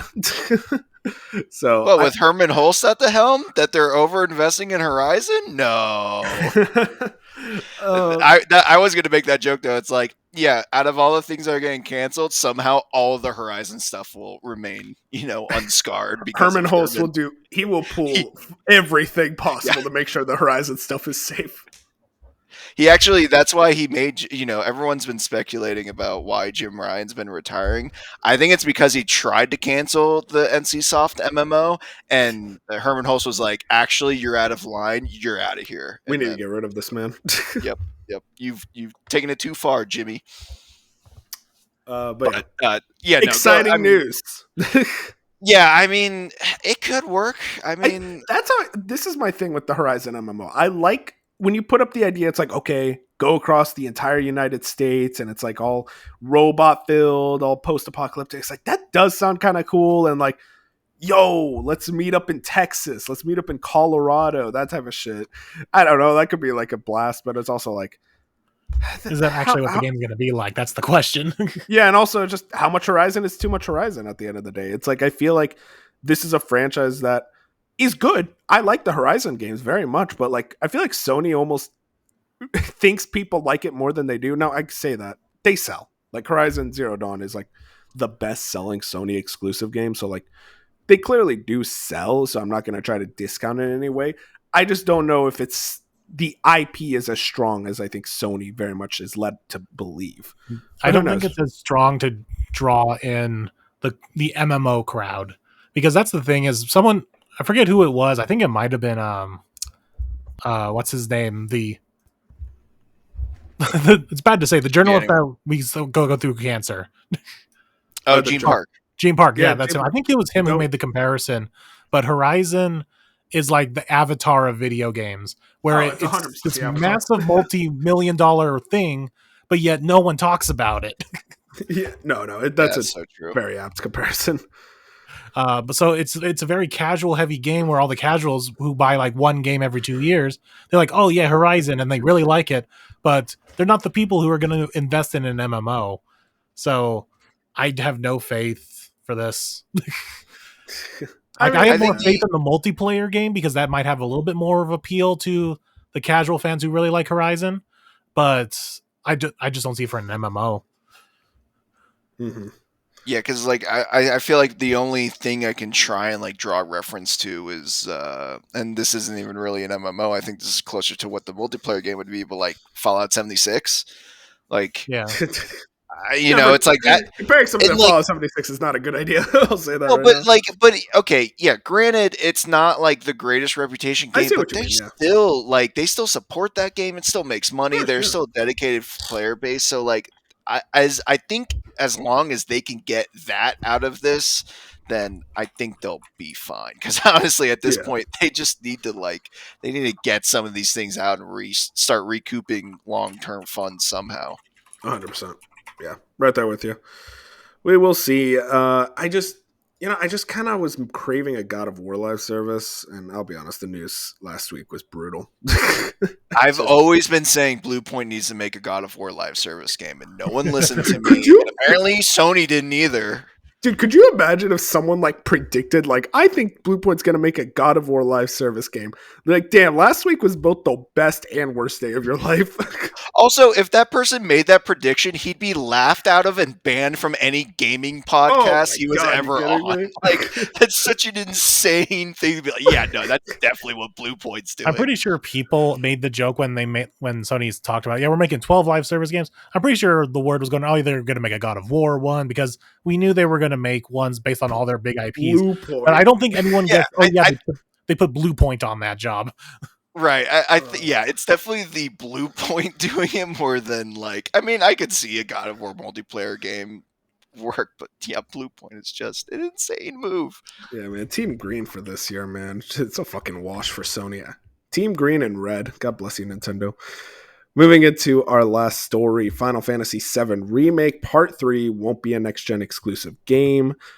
This is a Google translated interview from 4Gamer. 4Gamer, for those who have played FF7 Remake on PS4 and Rebirth on PS5, I think there may be some concern that the third work will be for the next gen console. Kitase, no, you could be rest assured about the next one.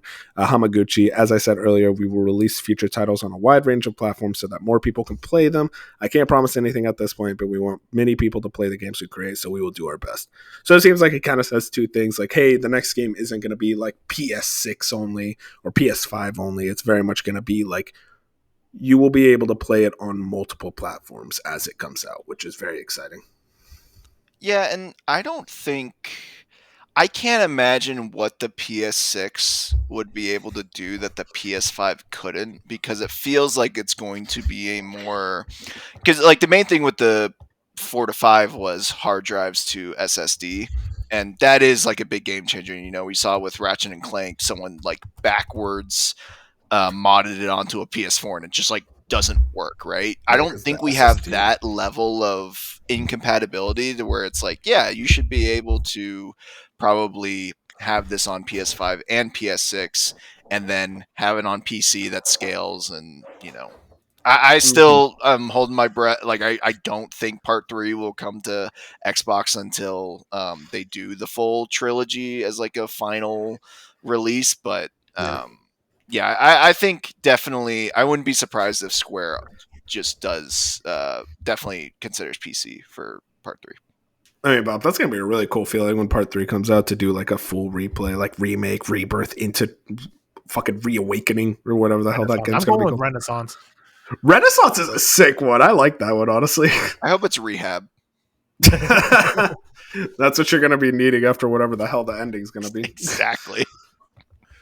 But that's it for the news stories, or is it? Boys, I got a surprise news story for you. The top 20 of 2024. This should not be as hard. I think you guys got this. So Call of Duty, Call of Duty's number 1. Madden, Madden is 6, which is EA actually pretty low. College Football, College football is number 2. EAFC. You already said. Oh wait. Oh, FC. Yeah. 8. I always think FC and college football are the same for some reason. It's CFB, yeah, so it's close. God, 2K, NBA 2K. 2K's 5th. Number 4 is really surprising. Mario Party? Mario Party's not on this list. Helldivers? Helldivers 2 is number 3. Okay. Oh, so that wasn't 4. Yeah, number 4, I'm actually really surprised by it. It was on the last list. It was on the last list. Not on the last list? No, it was. It was on It the was. last list. Had to really Ja- hone it down for you guys. Sonic. No, Sonic is not on the top. Could you imagine? That'd be insane. Dragon Ball. Yep, Dragon Ball. That's number No. 4. Okay. I was very surprised to see. Yeah. Wow. Good for them. That's They- why I they did made a vote good game. for it, like fighting game. Like I wanted to vote for it because it's like that thing sold a crazy amount. They sold way more than I expected, and I'm very happy about that. Yeah. Um, Astrobot. Astrobot is not on the list. Yeah, I was about to say I mean, it's Astrobot. something like 2 million. Yeah. Wouldn't which be is good Final for it. Fantasy because everyone's torrenting it. Rebirth is on the list at I was gonna say, oh, yeah, 17. Oh wow. Okay. I mean, it still made it. It's on the list. Yeah. God, I saw that story about everyone torrenting it. Good job. Yeah. Crazy. Your fault. It looks really good on PC. Oh, I hate you. Listen, I went to the orchestra. I bought some stupid fucking keychain. Square Enix got their money. No, you don't get because I know you pirate games that you don't even care about the developers. You're just like, I just want to play this for free. No, Allegedly, you do that. Allegedly, just in case we get in trouble. never been proven.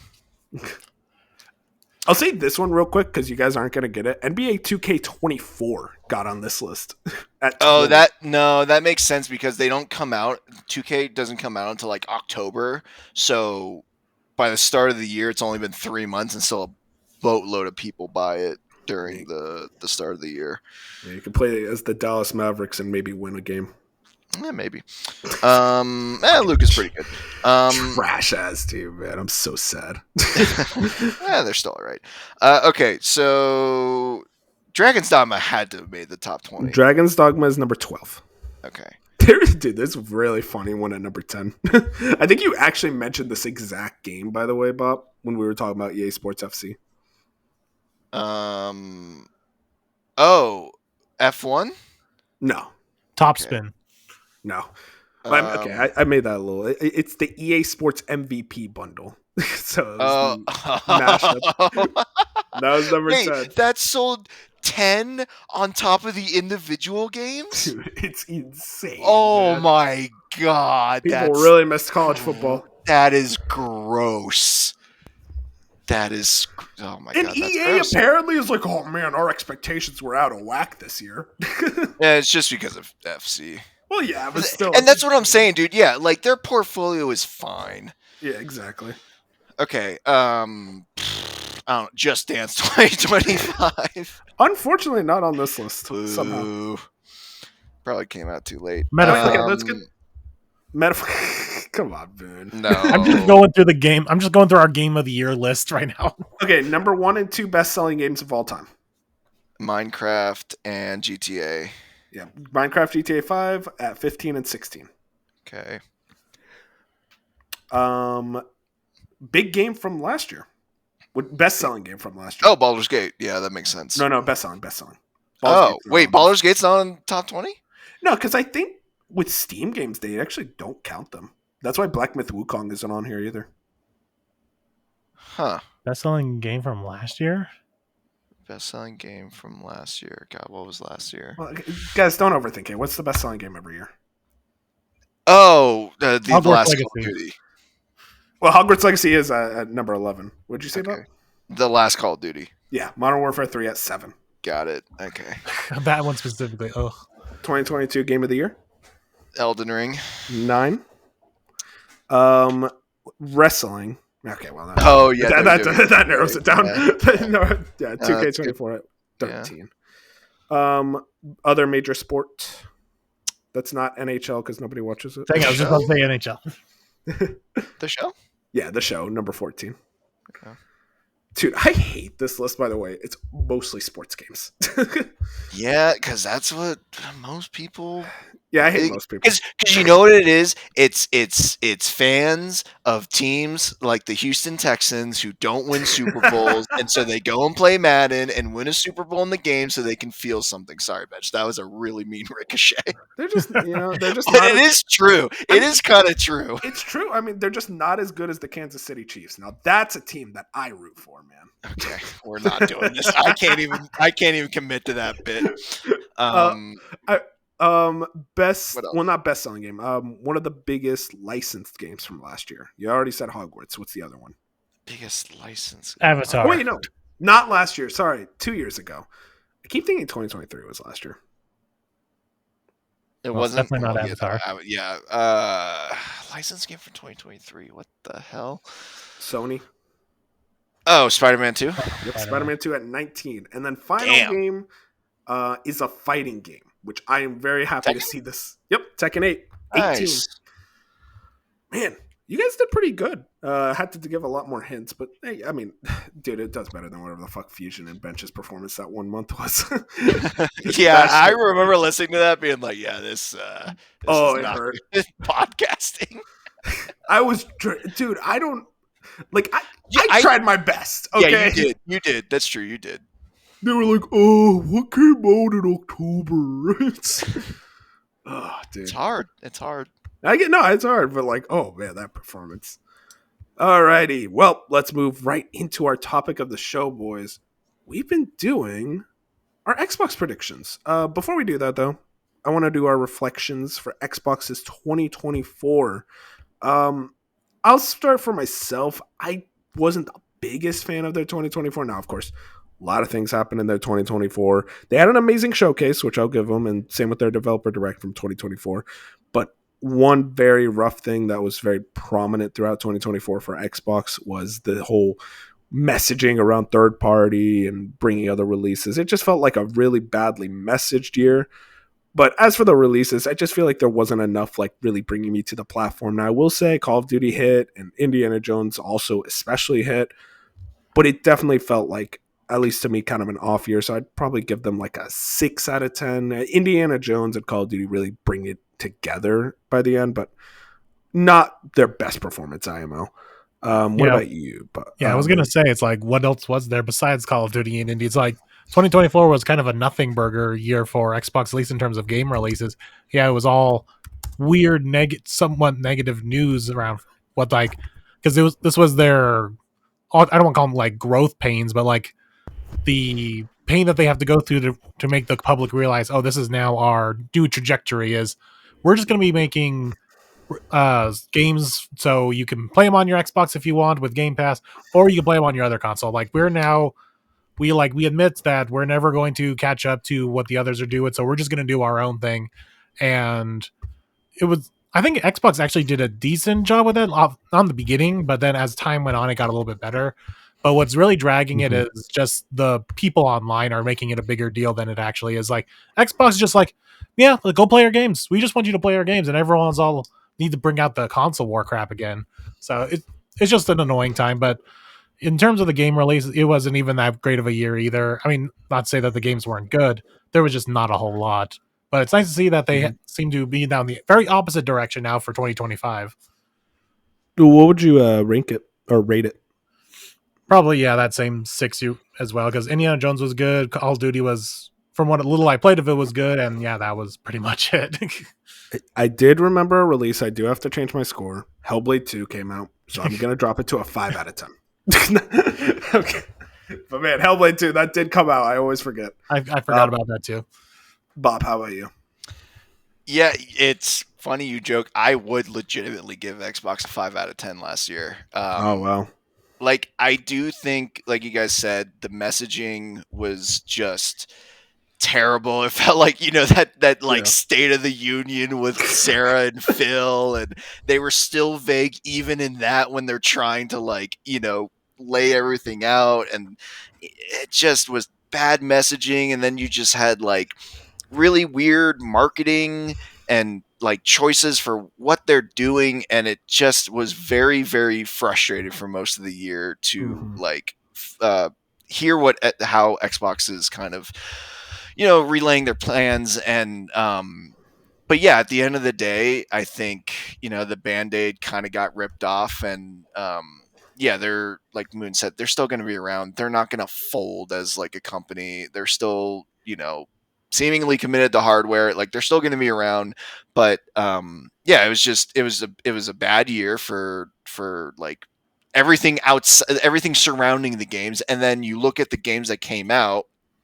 You had Hellblade, which obviously flopped. You had Avowed was supposed to come out last year and then gets delayed.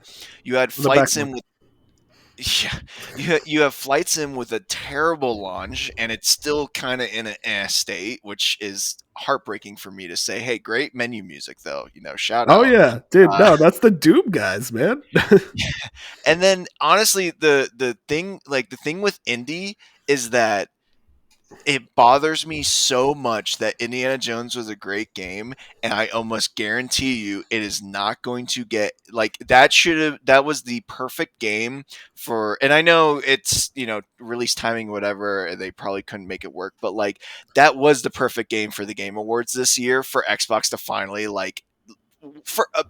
end the year on a strong note, Yeah. and then like also give them the momentum going into this year, but just getting like recognition, because like they're not going to get the recognition from that game at this year's Game Awards, and it's just like it's not so much a recency bias thing, but it's just like I don't know how you don't like try and plan this game around like a typical, like a December launch is just not like I don't understand how they don't try. I get the game probably wasn't ready, but it's just like sometimes it's worth it to just get it out there because it should get the nominations, and I feel like it's just not going to next year. So Hmm.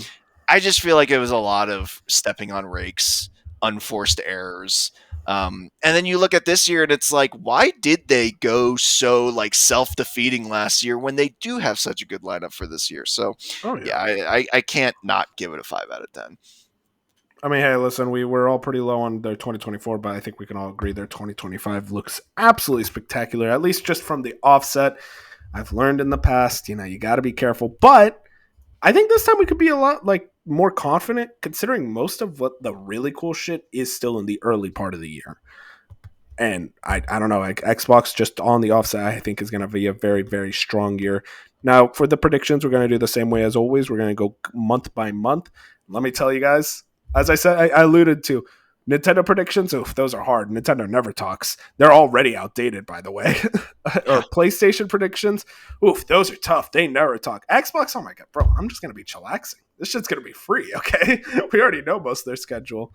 Um, let's start with now January. I don't think anything else is going to Ninja happen for Gaiden the 2 rest of the Black. month. Yeah, technically Ninja Gaiden 2 did come out. Nice, dude. I think we nailed that prediction, guys. Yeah, yeah. uh, Shout out to us. February currently Avowed is going to be the big Game Pass game. Now, what's kind of y'all's expectations? I will say I was kind of a hater on this game for a while. I coming around. I mean, the more I look at it, the more I'm like, God, I am like craving a nice Western RPG, shorter, Obsidian length. Like this kind of looks like it's going to be my vibe. I think it's going to hit what I wanted it to do. And I know, Bob, you're very, very excited about this game. Yeah, it's, even though it wasn't that high on my most anticipated, it's because it's coming out so soon. I do love Obsidian. I love their work. I'm such a big fan of The Outer Worlds 1. And I think for me personally, this game is going to hit. They did have extra time to polish it. They if Obsidian does one thing right, it's like choice and consequence and story. And it's always been the combat that's lacking. And it feels like they've had enough time to really get the combat in a good spot. As far as like how I think reviews will go, I think their ceiling is probably like an 86 or an 87. I think it's probably going to land somewhere around an 84. And honestly, I'm okay with either outcome. I think they just needed to, because like indie landed right, and it's like they just need to keep that momentum with Avowed, and I feel like they definitely can, and you're starting to see some increase in marketing, and we're hearing more about the game and getting people up to speed. If you didn't play Pillars of Eternity, which I try to and I can't because that's just not my style of game. Very Uh, yeah, I just couldn't do it. So yeah, I think I'm pretty confident in this one. Yeah, no. I mean, Moon, do you have any thoughts on Avowed? Not really, because I've kind of been like in the dark this whole time. Like, I think I watched that bad trailer that was at the last showcase that no one liked with like the weird gameplay. Yeah. And I kind of skimmed through like that podcast special they did. I didn't watch the whole thing. I just kind of skimmed through, and that's really all I've seen. So, what I'm I definitely recommend interested looking at enough some to previews. give it a try, and it's Game Pass, so I might as well give it a try. So I'm gonna see how I feel about it, just going in completely dark on the whole thing. Like I could watch those Mhm. lore videos that they're now putting out. There's like a 5-part lore series they're doing on their YouTube. I don't know if I actually will. Yeah. But I think their lore is pretty interesting from what I tried to like garner from Pillars of Eternity. It is pretty cool like how like it is high fantasy, but like they're interweaving like gods into it and how you interact like with how these people interact with gods and kind of just like the magic of the world and everything. Like it is a little bit more nuanced than I think your typical high fantasy story, yeah, so I and think at not in least the sense of like you have to kill God like every JRPG, but um, just like kind of the interactions there. The I think are pretty good. religion. I think Dragon Age definitely softened the blow of going into a Western RPG like that, of like a high fantasy Western RPG. So as long as it's as good or better than Dragon Age, I think I'll be good to go into this game and really like it. Do you guys have any predictions for anything else Xbox would do in February? I think Or they would just have told us by now. No, I all think they're right. just going to ride the train of what they have with Cloud and everything they have coming out in April and May. I do. I have a prediction, and this won't necessarily be like something in February, but just throughout the year. But I think this is kind of one that I feel like we're going to hear about sooner rather than later. Is why I'm going to say it now. I think Contraband gets canceled. I think you're going to get the Yeah, news notice. We haven't heard of it since 2021, which sucks because I actually was pretty interested in it considering it was Avalanche. But I think Avalanche is going through some stuff, a lot of layoffs recently. And I think they're at a point where they just can't make this game work and they're just going to cut their losses and go ahead and cancel it.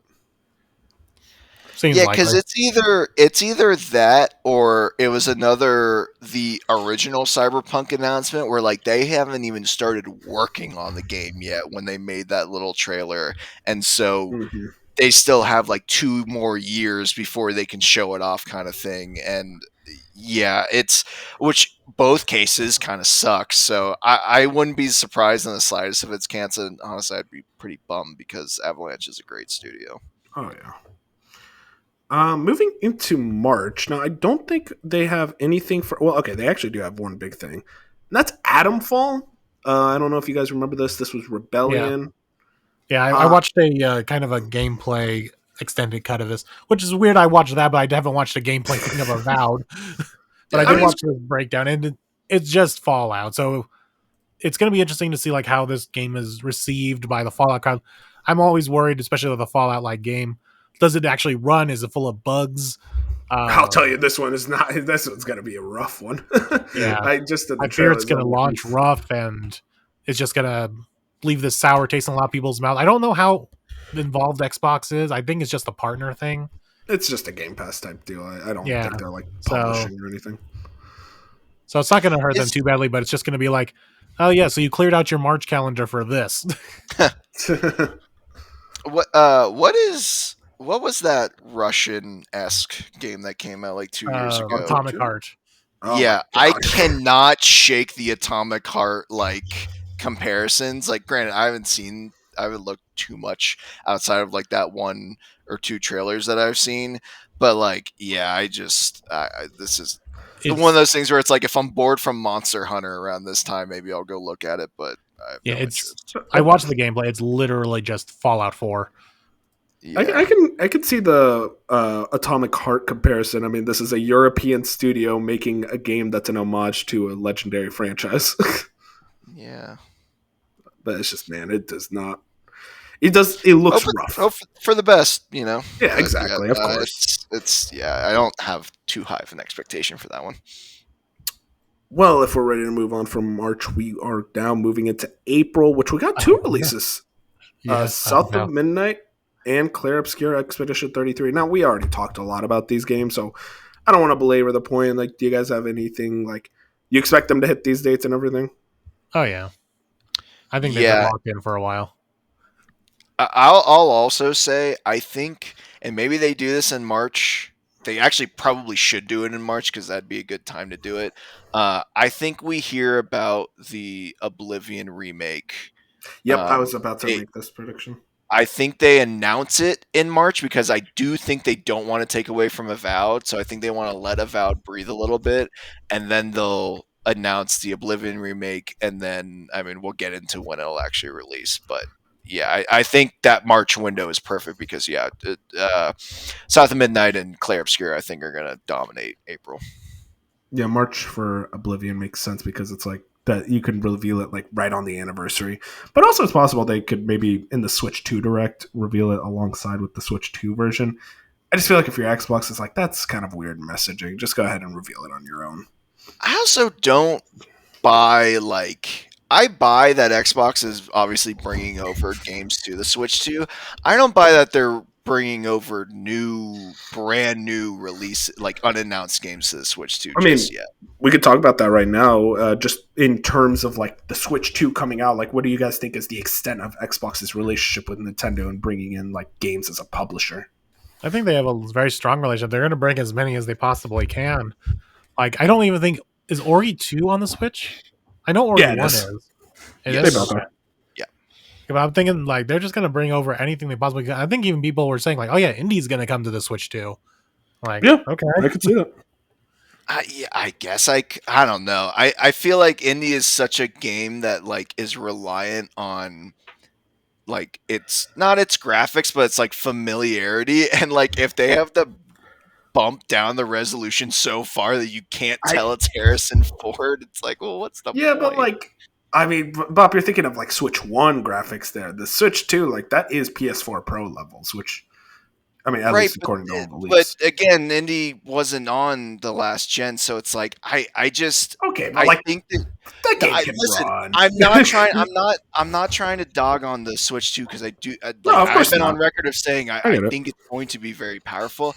I just think we need to keep our expectations in check of like because remember with the Switch 1, the big thing was getting Skyrim and The Witcher 3, which at the time was a 7-year-old game and a 2-year-old game. I think we need to keep those same expectations here where it's like we need to be looking at like 2022 games, not 2024, 2025 games to be at least on the first round of like I think they could get it there for sure, but definitely not this close to launch, at least for indie. That's fair enough. I will say something that a lot of people have been noticing is that none of the games at the Xbox show had the Switch 2 logo, and also a lot of developers and publishers haven't been saying anything about like their games coming to Switch 2. Kind of tells me Nintendo has put a muzzle on them and yeah, basically that's said what like, Yeah. a lot of wait some until we reporters reveal are our saying. shit. Which is just funny. It's like, God damn, Nintendo holds a little too much power. They're just like, no, you don't get to fucking put our logo on your presentation. Come on, Genki. You know, let's get those let's get those muzzles off, huh? Go dig around for us. Genki will do the Switch 2 direct before Nintendo. Yeah. As far as like other games, I think everyone's obviously made the point of like if the Joy Cons really are like the mouse support that we think it is, like you could see Age of Empires, Age of Our History Mythology. Untold, and I'm trying to think like I could even see like well maybe not that's a little too gory for them like Gears Tactics. I was thinking like Well, that could go I over. mean, you say that, but like Doom's on Switch. I don't think it Sure, yeah, matters. yeah. So I could see that. So yeah, I think people said flight sim. I mean, granted, flight sim is pretty much cloud based, so like that That's makes been the big sense. But rumor right now. God, that would be such an insane like game to put on the Switch. I mean, you're playing that on Switch, right, Bob? That's your game. No, no, I need I need a flight stick and a big enough TV to see what I'm actually flying around. Oh, damn, you play with a flight stick? Oh, you're hardcore. Oh yeah, dude. Yeah, like it's Respect. I'm not messing around. And then I think the games that we saw. I think See It. Oh my god, dude. Oh, See It that's gonna Thieves on the bang on Switch Switch. sounds like a incredible game for it. Yeah, Especially if they easily. can fix their online. I think too. What was it? The Honey I Shrunk the Kids. Oh, Grounded. Grounded. That's Yeah, already on I think. Switch. Oh, it is. Oh yeah, Yeah. shit. You're right. So yeah, I think the games that we saw come to PS5, like obviously, I think those have a chance of coming to Switch too as well. Yeah, I So just think it's like going to be a case of hey, whatever you can get to Switch 2, get to Switch 2 because that's such a Right, massive install base. right. And now they could actually Hey, work on something that isn't from 20 fucking 02. I tell you what, Master Chief Collection coming to Switch would be insane. Oh, dude, give me that physical copy. I got just the Master A Chief Collection on a cartridge, a cartridge. cartridge of Master Chief Oh, Collection that's is so insane. weird.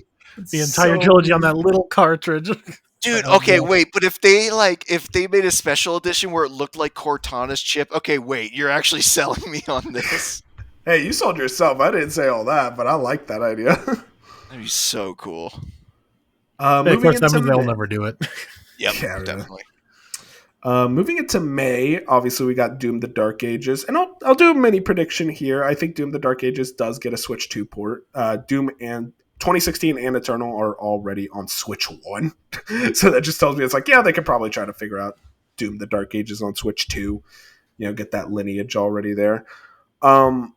As for other May releases, I don't think there's going to be anything too crazy. I think this is going to be basically like a cool off, like calm before the storm, before the big like June For the showcase, direct. Yeah. I could see. Oh, never mind. Keep going. Keep going. I take it Okay. back. We're going Moon. All right. Going into June. So the big thing, I think Oblivion remake releases this month. I think this is gonna be Yeah. like a. I'm under the kinda impression late. that they might shadow drop it during the showcase. Oh really? I mean, 'Cause that'd be really cool. I don't know why, but I think was anything shadow dropped at the last I developer was gonna direct? say I don't think they shadow drop at the showcase. They Well, I they think just they've did a Ninja Gaiden. no I no mean, no well, the previous one. showcase. Oh, showcase. Like I'm saying, the summer Yeah. showcase. I think they shadow drop at the direct, but I don't think they do it at the showcase. Like I think they've maybe done like Yeah. DLC or like updates, but I can't recall like Actual at least a game. game tied to Xbox. Yeah. I don't know why, but it just felt like I don't know. Maybe it's because I'm just like coming off of Ninja Gaiden 2 Black, but it feels like what if they make it just a habit of shadow dropping remakes and remasters? I think that would totally be fine because it doesn't Oh really man, affect anything. I completely forgot one of my predictions. I was gonna say for May they're gonna shadow drop just out of nowhere Final Fantasy 16 and Final Fantasy 7 remake for Xbox. Just kind of release it digitally on the stores on those in that month. I can see 16. I'm still on Yeah, on I'm still the scared of Block 7. yeah. But you know what Fair just enough. came off the exclusivity contract? Forspoken. Hell yes, dude! You Xbox fans better be happy about that. Yeah. So there was like some rumors going around today. It's like, oh yeah, Forspoken's gonna get added to the Xbox store digitally like this Friday. Like what? Yeah, there shouldn't be any excitement for that. By the way, it's like you guys aren't that down bad, especially considering this year. But any ideas of what we expect to get at the showcase? Like what, like pretty massive reveals that could I happen. think the consensus now is their big game and their big deep dive is gonna be Fable. Yeah, it's got to be. Or and we were having this discussion earlier, but there's the rumor going around that somehow both Fable and Gears of War E-Day is supposed to be this year. And Yeah, I mean, we'll get to that. I can't see that happening. So I feel like this showcase will determine that. Like if we see both games, then it's possible. But if we only get like a deep dive on Fable or a deep dive only on Gears of War, it's going to be only one of those games. So I'll say it now. I think we get the deep dive on Fable, a trailer on Gears of War, but I think Fable gets delayed and Gears of War hits. It's possible. Okay. I think it's a case where Fable needs a little more time to start polishing, and we're gonna get the delay announcement around like August, like a few months before it would have released. And I think Gears of War, I think they're pretty ahead of schedule actually, and they've been quietly working on it for a while. I think if they're gonna delay Fable, then they're gonna do what they did with Starfield, and they're gonna get in front of it before the showcase, and they're not gonna do a deep dive because I think they're gonna That's do fair. exactly what they did with Starfield if they're planning on delaying it. No, that's fair. That's fair. As far as like, yeah, I could see. Also, Gears. I'm sorry. I love. What is that? Coalition. Yeah. I don't think Gears E-Day is the game you need a deep dive on. Like, Probably it's not. a prequel to Gears 1. Like, we already know Dom. We already know these characters and, like, the circumstances. We do not need a deep dive. We need a deep dive on Fable because it's a brand new, like, take on a game no one has played in the last 20 years. So, Yeah. I think Fable definitely gets the deep dive. And my thing is, and I talked about this a little bit earlier. We'll go into it a little bit later, but, like, because the developer direct loaded up on early games, I just have a feeling that they would have spread those more out if they felt less confident in their fall lineup. And because they didn't, something tells me like it very well the stars could align and everything they plan on The dropping this dominoes are year set up. actually. Yeah, which it's like I think I forget who had mentioned this yesterday, but it's like, wouldn't you want one of those games to be spaced at 26? And it's like, sure, but like I don't know. I ain't complaining. Yeah, right? Yeah, if you're that confident, screw it.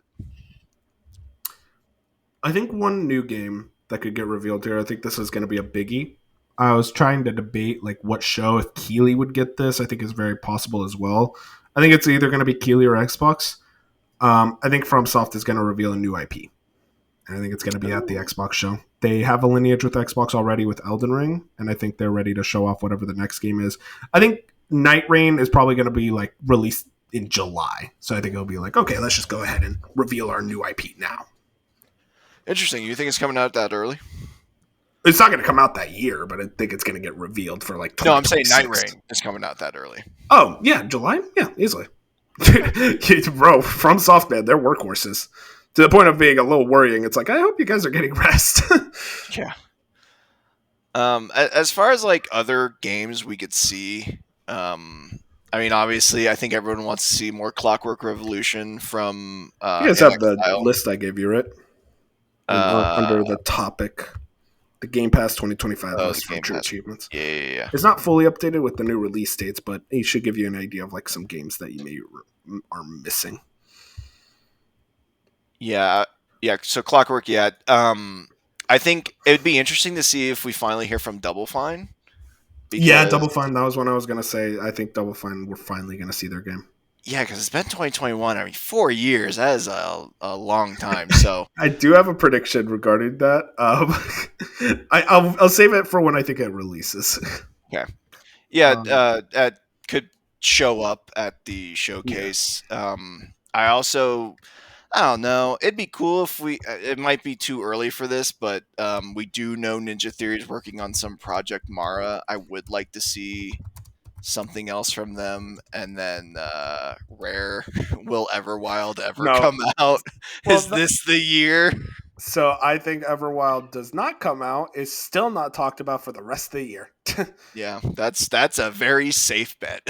I truly think that game is going to get canceled. I just don't think it's going to get canceled this year. Yeah. Because, dude, I'll never forget. But I don't know if you remember this, Bob. When the second time ever the game was shown off, the director was like, "We don't even know what this game is," and then she left. It's like, so I don't know what's going on. I'm out. What the fuck is this game? All right. Oh man. So yeah, I don't think Rare is anywhere near ready. Bummer. What Clockwork Revolution? I definitely could see like a big, not a big, but like another gameplay trailer. Like, hey, here's what like an actual gameplay. Because last time it was just like a CGI teaser, basically. Yeah, and then like 2026 release date type deal. What other studios are owned by Xbox? You maybe Undead, State of Decay 3. I think that one's still Decay. Probably too far out, but could show up. If Contraband doesn't get canceled, it better show up. Yeah, I swear to God. I'm very adamant. I think that definitely gets canceled. Yeah. I'm looking through the Xbox Game Studios real quick.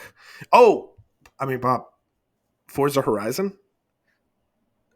Yeah, we're due for one. I just feel like with Playground going to Fable, that's kind of like thrown off the series. But hey, I'm never gonna say no to dude, a new Forza.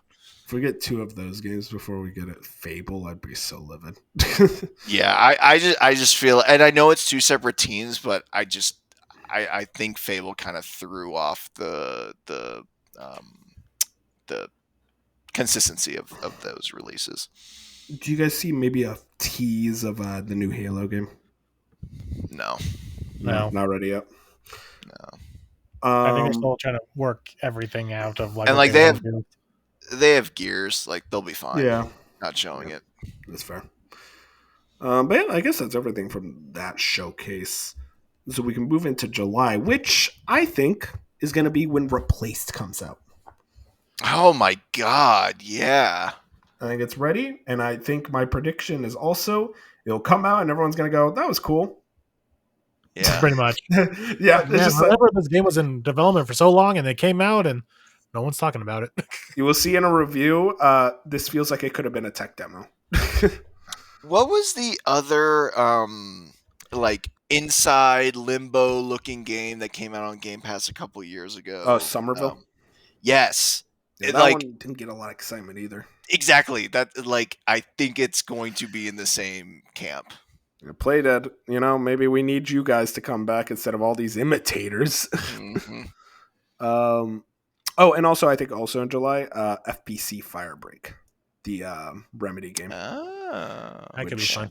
I think that game is no one's gonna play it. Well, that's not a. That's No, we got not, one person who will play it. Okay, but usually we'll play anything Remedy makes. that's not an Xbox. No, it is. It's Game Pass. Oh, okay. Yeah, sorry. I was like trying to find the relation there. I'm like, they're not publishing. Okay, Bob. All right, you're gonna try to No, police this? No, Game I'm Pass just will, I'll like play it. that's like the first time we've kind of. Well, I guess Clear Obscure. I was confused on like what the tie was. But yeah, I forgot about Game Pass. I'm doing Game Pass mostly to try to like tie I think- them. We're in what, July? Yeah, we're in July. I think 33 Immortals has got to come Oh out my god, I forgot about that. by That the game summer. looks sick too. Yeah, and like that kind of like you need people. Like it's a big party game. I think the summer is the time that you would do that. All right, that's fine. I like that prediction. Moving into August, big game releases this month, and I think it's Outer Worlds 2. Would be Interesting. nice. I think it's ready. I think Obsidian is a very fast studio. They get their stuff done very quickly, as we've noticed the What last about few years. mixtape? A mixtape, that seems like a summer title. I could see that, like maybe Like I'm just slotting going in, through like my late games list June. right now. But with Outer Worlds 2 specifically, though, I just think that's going to be like kind of like hit as August, like right before the holiday season. They're going to try to get some juice out of it. I think E-Day is August. Oh, really? Really? Yeah, I thought it I would be just- more like a holiday title. Yes. I just don't think with, and granted, I am not like the biggest Gears head. I just feel like with it being a prequel, with it, being I would imagine smaller in scope and size kind of game, I think they would rather save the Outer Worlds 2 for later in the fall, and I think E-Day because I'm thinking E-Day, Fable, and Outer Worlds 2. I think out of those three games, Gears got to come first, and I think it has the power to, because like we saw, didn't Baldur's Gate 3 originally drop in August? Yeah, that was August. Yeah, so it's like I think that is a game with enough of a name recognition and brand power to like make an August release work. I like that idea of like a big August release being Gears. I just feel like Outer Worlds almost fits that pocket a little more, and they make Gears that big holiday release. But I do think like name recognition will take you very far in hitting that August date. Yeah, and like we saw it with wasn't Astrobot also? That was September. That was September. Because I was thinking Astrobot and Outlaws. Like you're starting to see this pocket around August, September, where it's like late August. you're getting some heavy hitters around that time, and so I could see E-Day. Yeah, Armored Core Taking 6. that where we get released, GTA. Yeah, really? Could you imagine? Please no. Moving into September, then, I think we're gonna get a double hitter for Game Pass. I think you get Wu Chang Fallen Feathers, that kind of Souls-like game that Hmm. I don't know if you guys saw this. There was a story about the developers saying it's like, yeah, we made our main character sexier because we saw how popular Stellar Blade was. Which is like, Okay. hell yeah, dude, that's That just basic. happened too with another game. Like a game got a boost in budget because of Stellar Blade's success. What game was that? Oh, and I can't remember. I have to go find that article. Thank God for Stellar Blade, though, man. It's out here indirectly helping other games. But also double hitter because I think this is when we get Double Fine's game. Oh, you And think Double Fine's gonna announce and release a game within like a couple months? I think this is going to be a much smaller game than Psychonauts 2. That's why.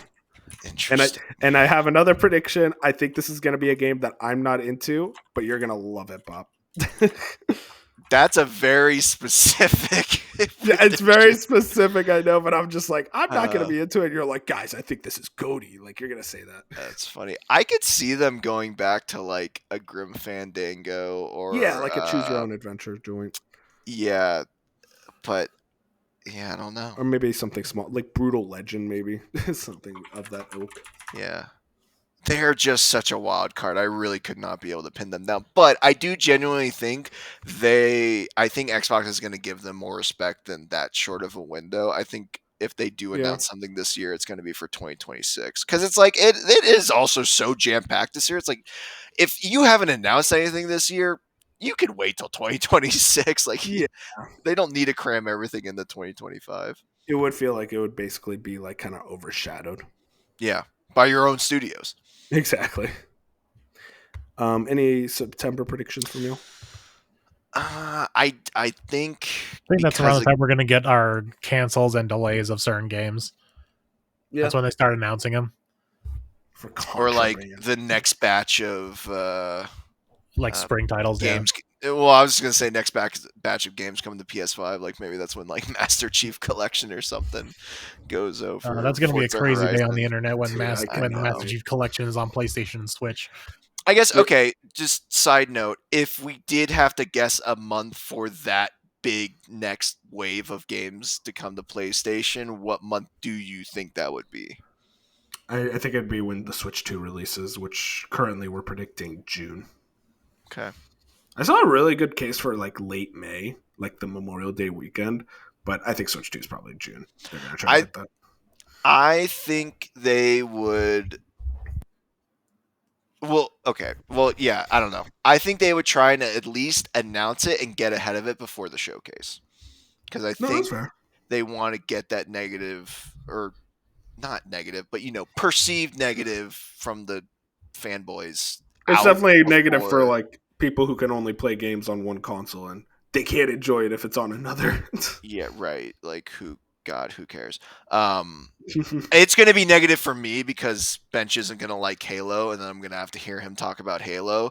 But he doesn't like Halo, dude. I don't know. I'm just making a guess that's what's Bench. Love you. I only think about you because you're in my mind. Play the first one or something like that, and then but now he's going to play it, and he's going to be able to hit the triangle button. He's going to love it.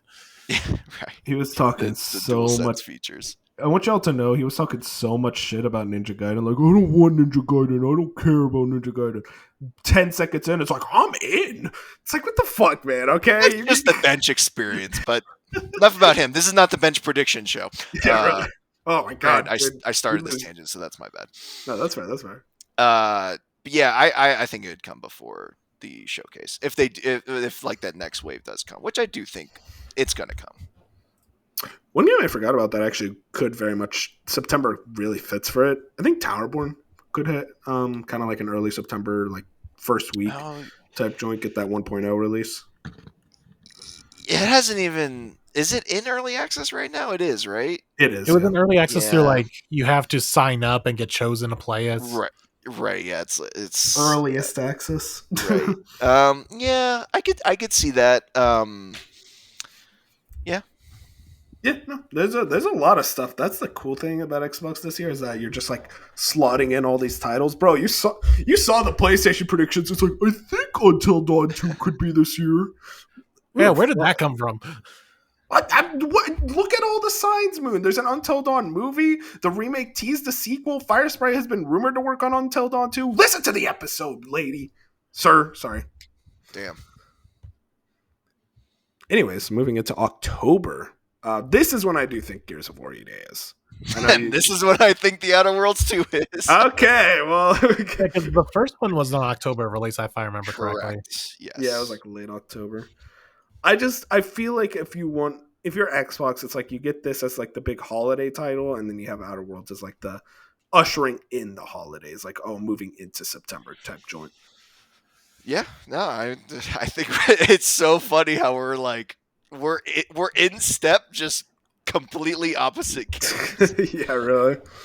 But yeah, I think too it also just like gives more spacing for Obsidian between Avowed and the Outer Worlds 2.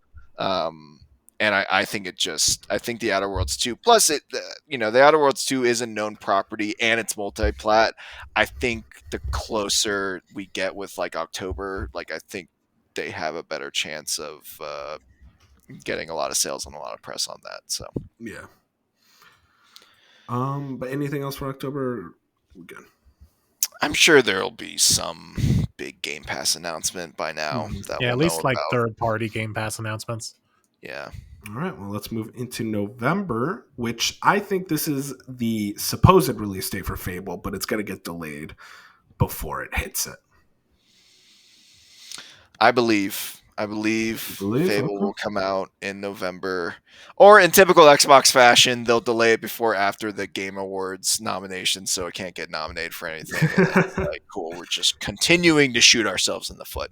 Did you see that by the way, that rumor that's like Fable went gold because this guy is like, oh yeah, I work at a bar near Playground Games and they ordered a lot of whiskey today. And it seemed like they were celebrating something. So I think Fable went gold. That is the most hilarious rumor I have ever heard in my I could not life. believe what I was reading. That's No, did you insane. read the weirdest GTA thing that came out? It was very similar to that kind of story, but someone, I think it was like in another country, where there's like a local band that's playing, and on their poster it says, "Hear the music from the upcoming GTA trailer." So he thinks like a GTA trailer is coming out next month. Oh yeah, but like another band did that, and it was like they Yeah. kind of admitted it was like, oh, we just did that for publicity because Yeah, I know. I'm just like, I had to be a publicity stunt, but I'm just like, that is just so weird to do. dude, GTA conspiracy theories, man. Yeah, you guys are insane. Like, shout out, what was it, December 27th? Like, what Yeah, I'm still waiting. was that?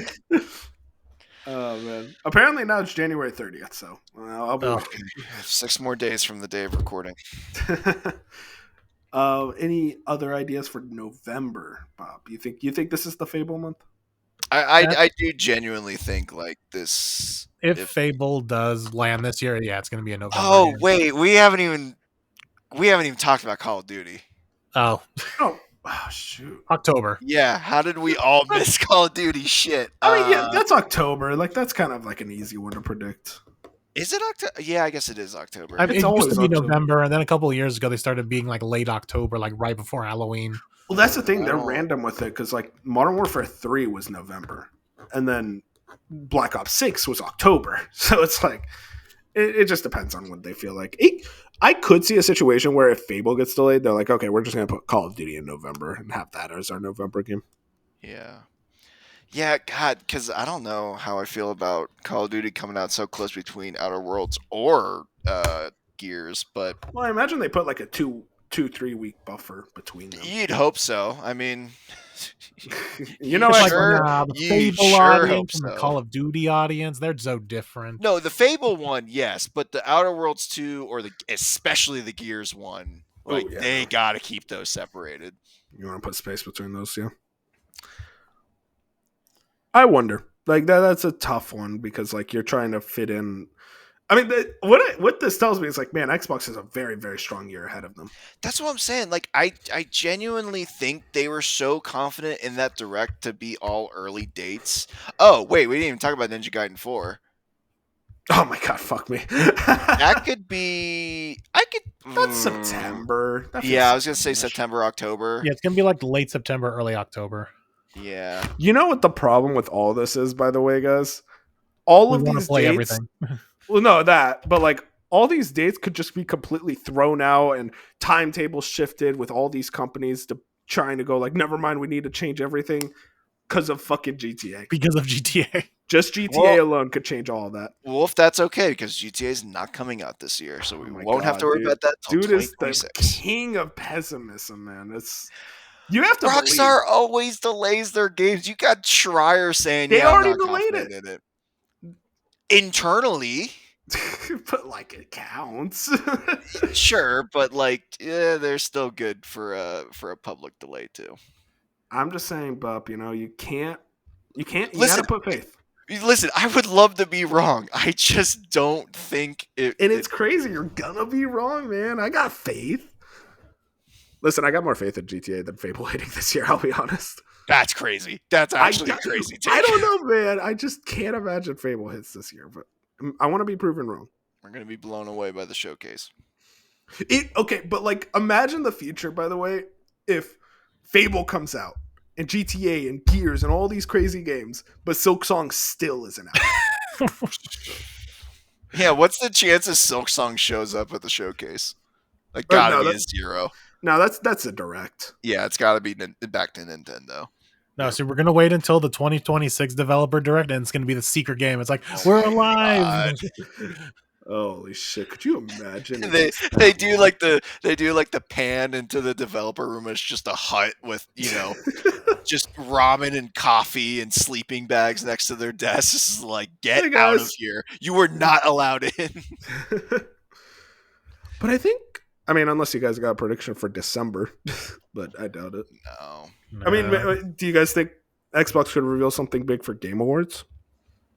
They could. Like, that's when those want to start ramping up. It's like, here's our exciting 2026 lineup. I could see them doing Halo at Game Awards. Oh yeah, that could be a good idea. Like, just do a big teaser of whatever the next Halo game's gonna be. Yeah. When does the Indiana Jones DLC come out? Does Indiana Jones get DLC? They have story DLC. It's like Order of Giants or something. I can see that like in April. Like, just throw it in there. That's interesting because I'm like thinking back to playing the game. Like, where the hell are they putting DLC in? But it's the Giants, so it's all like Lotus and all those people. So it's got to be something with them. Yeah. But like, you would think it would be out by now or announced to be coming out soon, because you'd want to hit that pretty close to the initial release before people kind of forget about indie. Yeah, I mean, it's not too common to release DLC like a year later. But yeah, I mean, maybe that could be a summer one. Or, I can be part of the showcase too. Or that I could see Shadow dropping at the showcase, or like, hey, within the next week. Any more predictions, ideas, studios, anything pretty much else? all the games we know about. Do we think there's any acquisitions? Yeah, I was just about to ask that. Oh shoot! Platinum, if they start flailing, they'll buy Platinum. No, I don't see. That's the thing. I think Platinum's bought by Tencent. Actually, I don't even think they get. If they start flailing to the point where like they're done for, I think they just get closed down. But I think Ninja Gaiden's gonna at least keep them afloat. Yeah, I feel like they could acquire someone small. Like, I don't think they'd acquire like a Sandfall or anything like that, but I could see them. Huh? Sega. No, God, please. No. I think I could see them acquiring like a smaller studio, or maybe like like a Nixus move where it's like a support studio of some kind to help them out. I could see that. Yeah, especially because they're the over reliance on contract workers that affected them in the past. Now I'm thinking about it, we really have not talked about Blizzard. I don't care about Blizzard. We don't want to talk about Blizzard. Yeah, but like they gotta do something. What do they do? Oh gosh, there's a new WoW expansion. Okay, all right. Look, I get it, but there's nothing to predict with Blizzard because they literally it's just going to be more updates for the games that are currently ongoing. Yeah, because they canceled their survival game was canceled. Yeah, sure. You don't think they could do like a remaster of like StarCraft or I don't know? Because they already did that. Yeah, remastered again. They got to do something. I'm not good enough with Blizzard to know what they could do, but I'll tell you what I know about Blizzard is that they fucking suck. yeah. Well. I'm sorry. I'm a total Blizzard hater now, but No, yeah, no. Listen, I get it. I am Overwatch 3 for curious. realsies this time. Oh, please. Please no, I can't do it again. Um, I will say Blizzard. That is an interesting piece, but it just kind of feels like they're in the. They make us continuous amounts of money through the games that are currently being updated. They don't Oh, need for to make sure. a new game yet. Like we're not gonna get like StarCraft 3 revealed out of nowhere. Right. What about like what people have been saying since they bought him, like World of Warcraft on console? See, that just feels like that's something that's never gonna happen at this point because I feel like it would have by now. Yeah, that's what I like. Because you would think they would have done that in contrast to like Final Fantasy 14, and it feels like now that Final Fantasy 14's like losing steam, there's not that like worry or like rush to get it out. I mean, they could still do it, but that'd be very interesting. Yeah, I'd kill to try WoW just to try it, because it's like Yeah. it is quite literally the biggest game I've never played. Yeah. Yeah. Same. But I think. Well, Do you have anything? Yeah, I was I just had it a second ago and I lost it. Like hardware, do we think we Nah, hear we probably won't hear anything on the next gen console, but like maybe the handheld, I think maybe like the more recent. integration with like Steam or like We get the I Xbox could Series see. S bigger, better because it's holding them back. Yeah, really. Honestly. I yeah. could see a situation where you get like a Steam OS update that allows the Xbox app to be used with like the Steam Deck. Yeah. So like you can play Do like Game Pass games. I know, like, again, this is probably like going to be launched with whatever the next gen hardware is, but like that controller that leaked, and we're hearing more. They're picking up more steam of like, oh, it's going to have better haptics. It's going to have some sort of like try and compete more with the DualSense on features. Like, do we see that coming? Maybe a series, Elite Series 3 refresh. I can't imagine they want to talk about hardware this year because they have so much software, and it's like Yeah, that's true. they don't want to distract from the software by saying like, here's another machine to play the hardware on. It's like this is when the Xbox generation is really starting to get started. So I think they want to just focus solely on like getting those players happy. Yeah. Okay, well then, easier question: how many different controllers get released this year? Like different versions, the special edition, whatever colors. We have to have one for Fable. Probably Gears will have one. Oh, I'm not even talking themed. I'm talking like they just pump Oh, out these a bullshit yellow color one. and designs. Yeah. Okay, here's a prediction, more interesting prediction. There will be a controller that is so ugly we will all go, ew, that is disgusting. Who would buy See, that? And Bob I will buy it. can't. Okay, I was gonna say because I like the Forza Horizon 5 one, and everyone despises that one. I think it's cool. Wait, let me see it. Oh, I you're almost bought gonna the hate it. Concord You're one. gonna throw up when you see this. 5 Xbox controller. Let's see There's it. What the hell is that? Wait, is it Yup. like the yellow, pink, blue? Oh, I like, remember tie-dye? that. Yeah. Yep. It's Oh, I like hate mostly looking at it. yellow with like some like splotches of It looks like it neon pink belongs and more blue. to Rage. Rage. Yeah. Holy shit, that's so Uh-huh. rage. And it's a translucent yellow, so it's kind of like a piss colored yellow. I love that controller. Is it like one of those controllers you look at as like, I know this is bad, but I kind of love it? Oh yeah, no, it's definitely offensive in a funny way. So I respect it's kind of like endearing, but also too, for whatever reason, the grips on that one are the comfiest grips. It's more like it feels like tire tread more than their other like either rubber or textile grips, and Yeah. it's easily the most comfortable back grips, and they don't make them for any other controller, and I do not understand why. I think that might be what's going on because I got one of their later ones like this. I forget what it's called. It's a blue purplish color, and yeah, there's something on the bottom and that kind of feels like that, and it feels so nice. And none of their other controllers have it that I have. Like I hope more of them have that because it feels so good on the backside. Yeah, and they've had rubber grips. Like I know, like the Elite had them, and other ones. But yeah, this one, the Forza one specifically, had a groove in it that just like I don't know, it just felt really good to hold. You know, the Starfield controller has like I forget what it's called, but like nice comfort around its grip area, and it's like, oh, that's nice.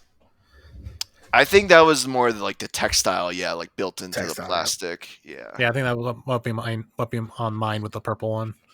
yeah. Now, what was this color? It was a cool name too. That's why I half bought it. Sorry, I just had to, it couldn't be an Xbox discussion without controller Oh, talk. dude, yeah, no, I mean like that's the best part of the Xbox It's their bread business. and butter, dude. Yo, if Exactly. 33 gets a controller, I'm getting it. Oh I- my god. I don't understand why people are hating on the special edition, by the way, with the Painter's statue. I think it looks cool. Let me see it. It's just a Expedition. statue of like the lady with the big tower with 33 behind it. Yeah. It's all right. I don't think it's I, bad, but I don't think it's like great either. I heard it's like, or like I heard. Apparently, according to the description, it's also a music box where I'm like, that sounds sick. Oh, okay, that's a little bit better. I'm tempted Uh, with the Doom one because apparently like the his cape is that one I actually has want. texture to it. Yeah. Yeah, I mean the Expedition 33 one looks good. I'm into it. But oh man, the Doom one looks so much better. Like that one looks sick. Man, Xbox guys, it looks like they're gonna have a good year. Do you think of the three companies, which one do you guys think will have the best year? Nintendo. Nintendo because of the Like, new come console. on. Let's go, baby. But Xbox is close. Yeah, Xbox is gonna be close. Xbox is gonna be good Well, on the software side. it will genuinely be very interesting to see a year where like, and again, this is like Bench and Fusion aren't going to like to hear this, and I don't want to come off as like fanboy, but like it would be interesting to see a year where like Nintendo and Xbox have a great year, and like Sony's like genuinely like kind of Dude, they not so won't. great. Like Sony's gonna have a horrible year. I already know it. I And don't And have. it's not going to matter because they're still going to like outsell consoles like 5-1 or Yeah, whatever, they're still gonna and have they're like still all the financially big going to third be party. fine. But yeah, it just feels like this is another like under the year radar for them. yet somehow their two games they're putting out are going to be up for Game of the Year, which is Ghost of Yotei and Death Stranding 2. Also true. Yeah, Also and very true. that's the thing is like I think Sony always finds a way to still get games out even in their weak years, which I always admire. But like of the three, it's like easily they are the ones I'm looking forward to the least out of them because it's like obviously Nintendo's number one for me, but even Xbox, it's like you guys know I'm not the biggest Xbox guy, but I just look at this year and it's like, yeah, it's kind of hard to deny they have an insanely stacked lineup. Now it comes down to if they hit those release dates, which Yeah. I think for the most part, everything in the first half I think hits their release dates. It just comes down to like the Fables, the Gears, stuff like that. That is more questionable. But I think that's everything in regards to our Xbox predictions. So we can talk about what we've been playing. It'll go quickly because we've been recording for a while and my throat is still killing me. I finished Donkey Kong Country Returns HD. Had a lot of fun, great game, but this is a pretty lackluster remaster. Overall, just doesn't nearly do the visual upgrades that you would hope for, especially for a game that is at this point pushing 15 years old this year. So I would have really preferred if they kind of went in, tooled some stuff around. At the end of the day, it very much just looks like an upscaled Wii game, which, it's still a great game. It's still a lot of fun, and they fixed a lot of the control issues of the original, but for $60, I just want more out of what I'm getting. Because it doesn't have funky mode. Yeah, that's the fact. I mean, they didn't add anything. That's the annoying thing. It's like there was no real mode added. At least Tropical Freeze added a mode. Bop, your usual roundup. Hell yeah. We did forget a January game. Now that I'm looking at my roundup, Eternal Strands. Oh yeah, poor Eternal Strands. I mean, Yeah.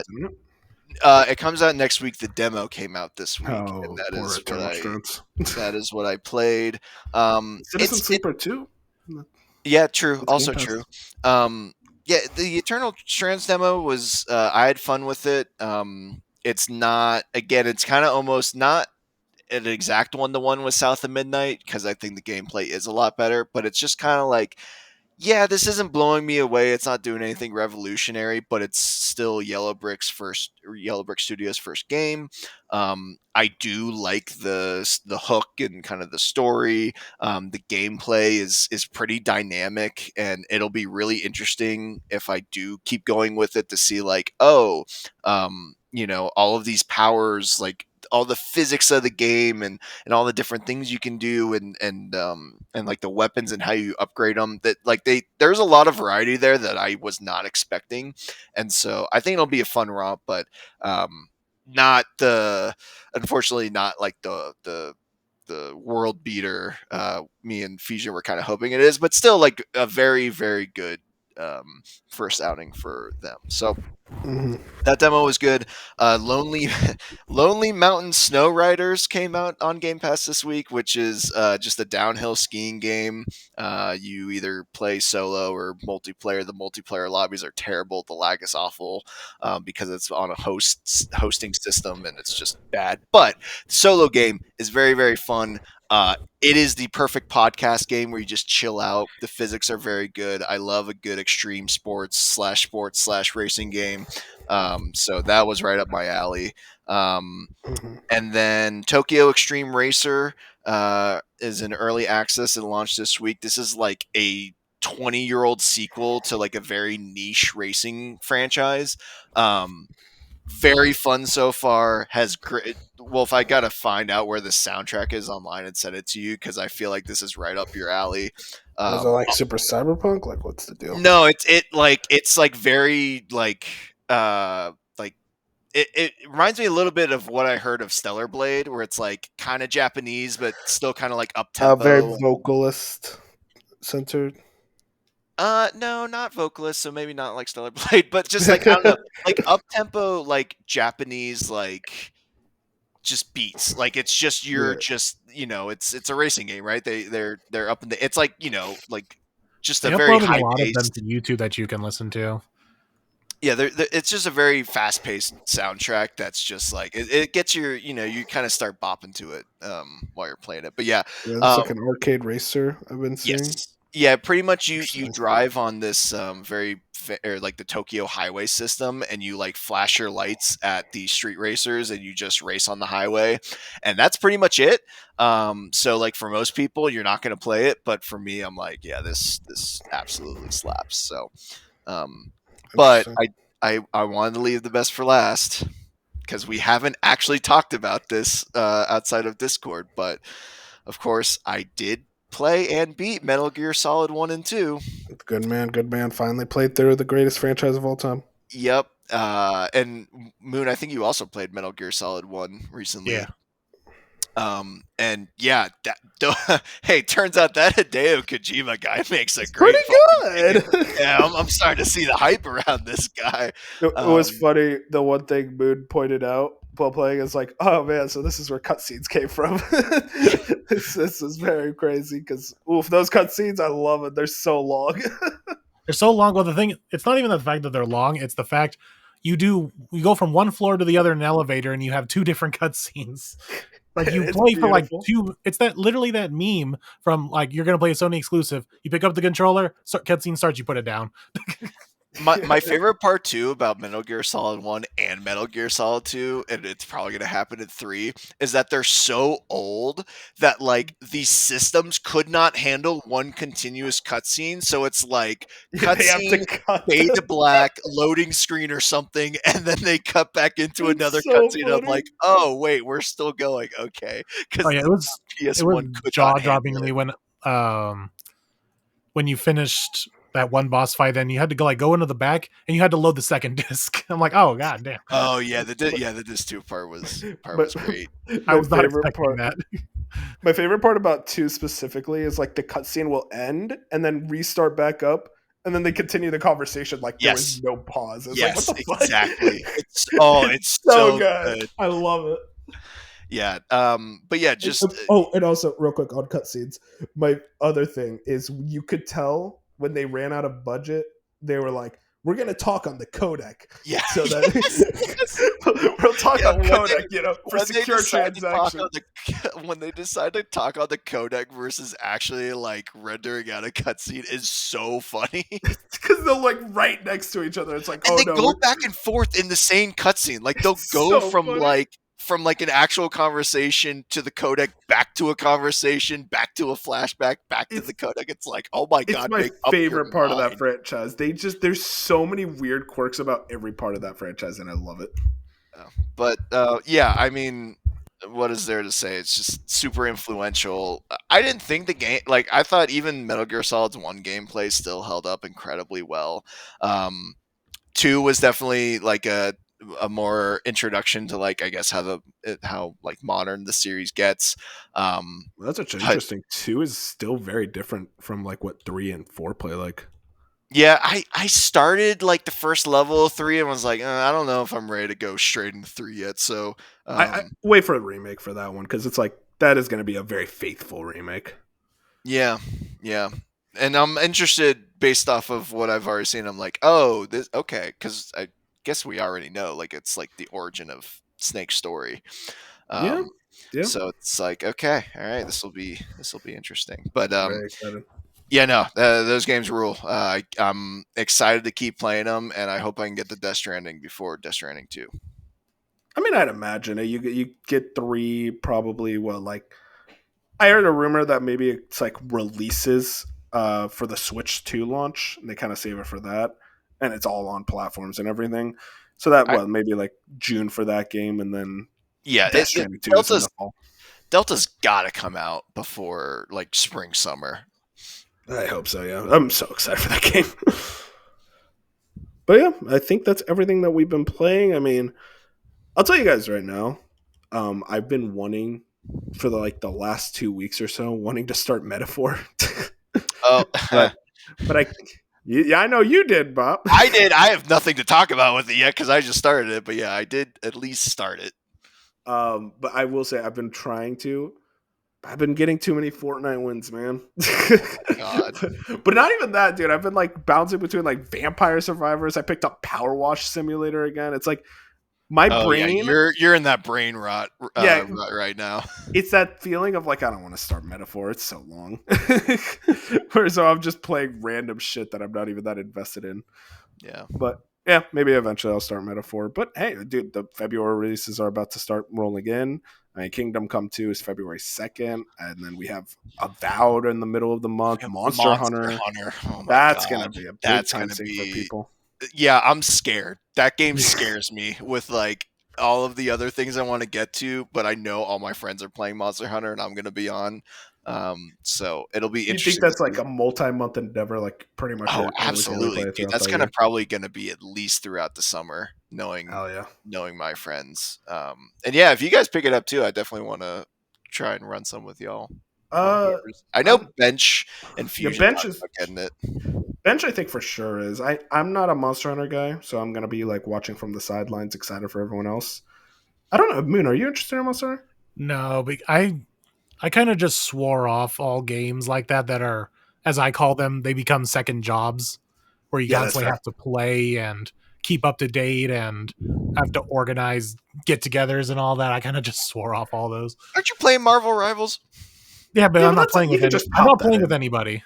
Yeah, okay, fair enough.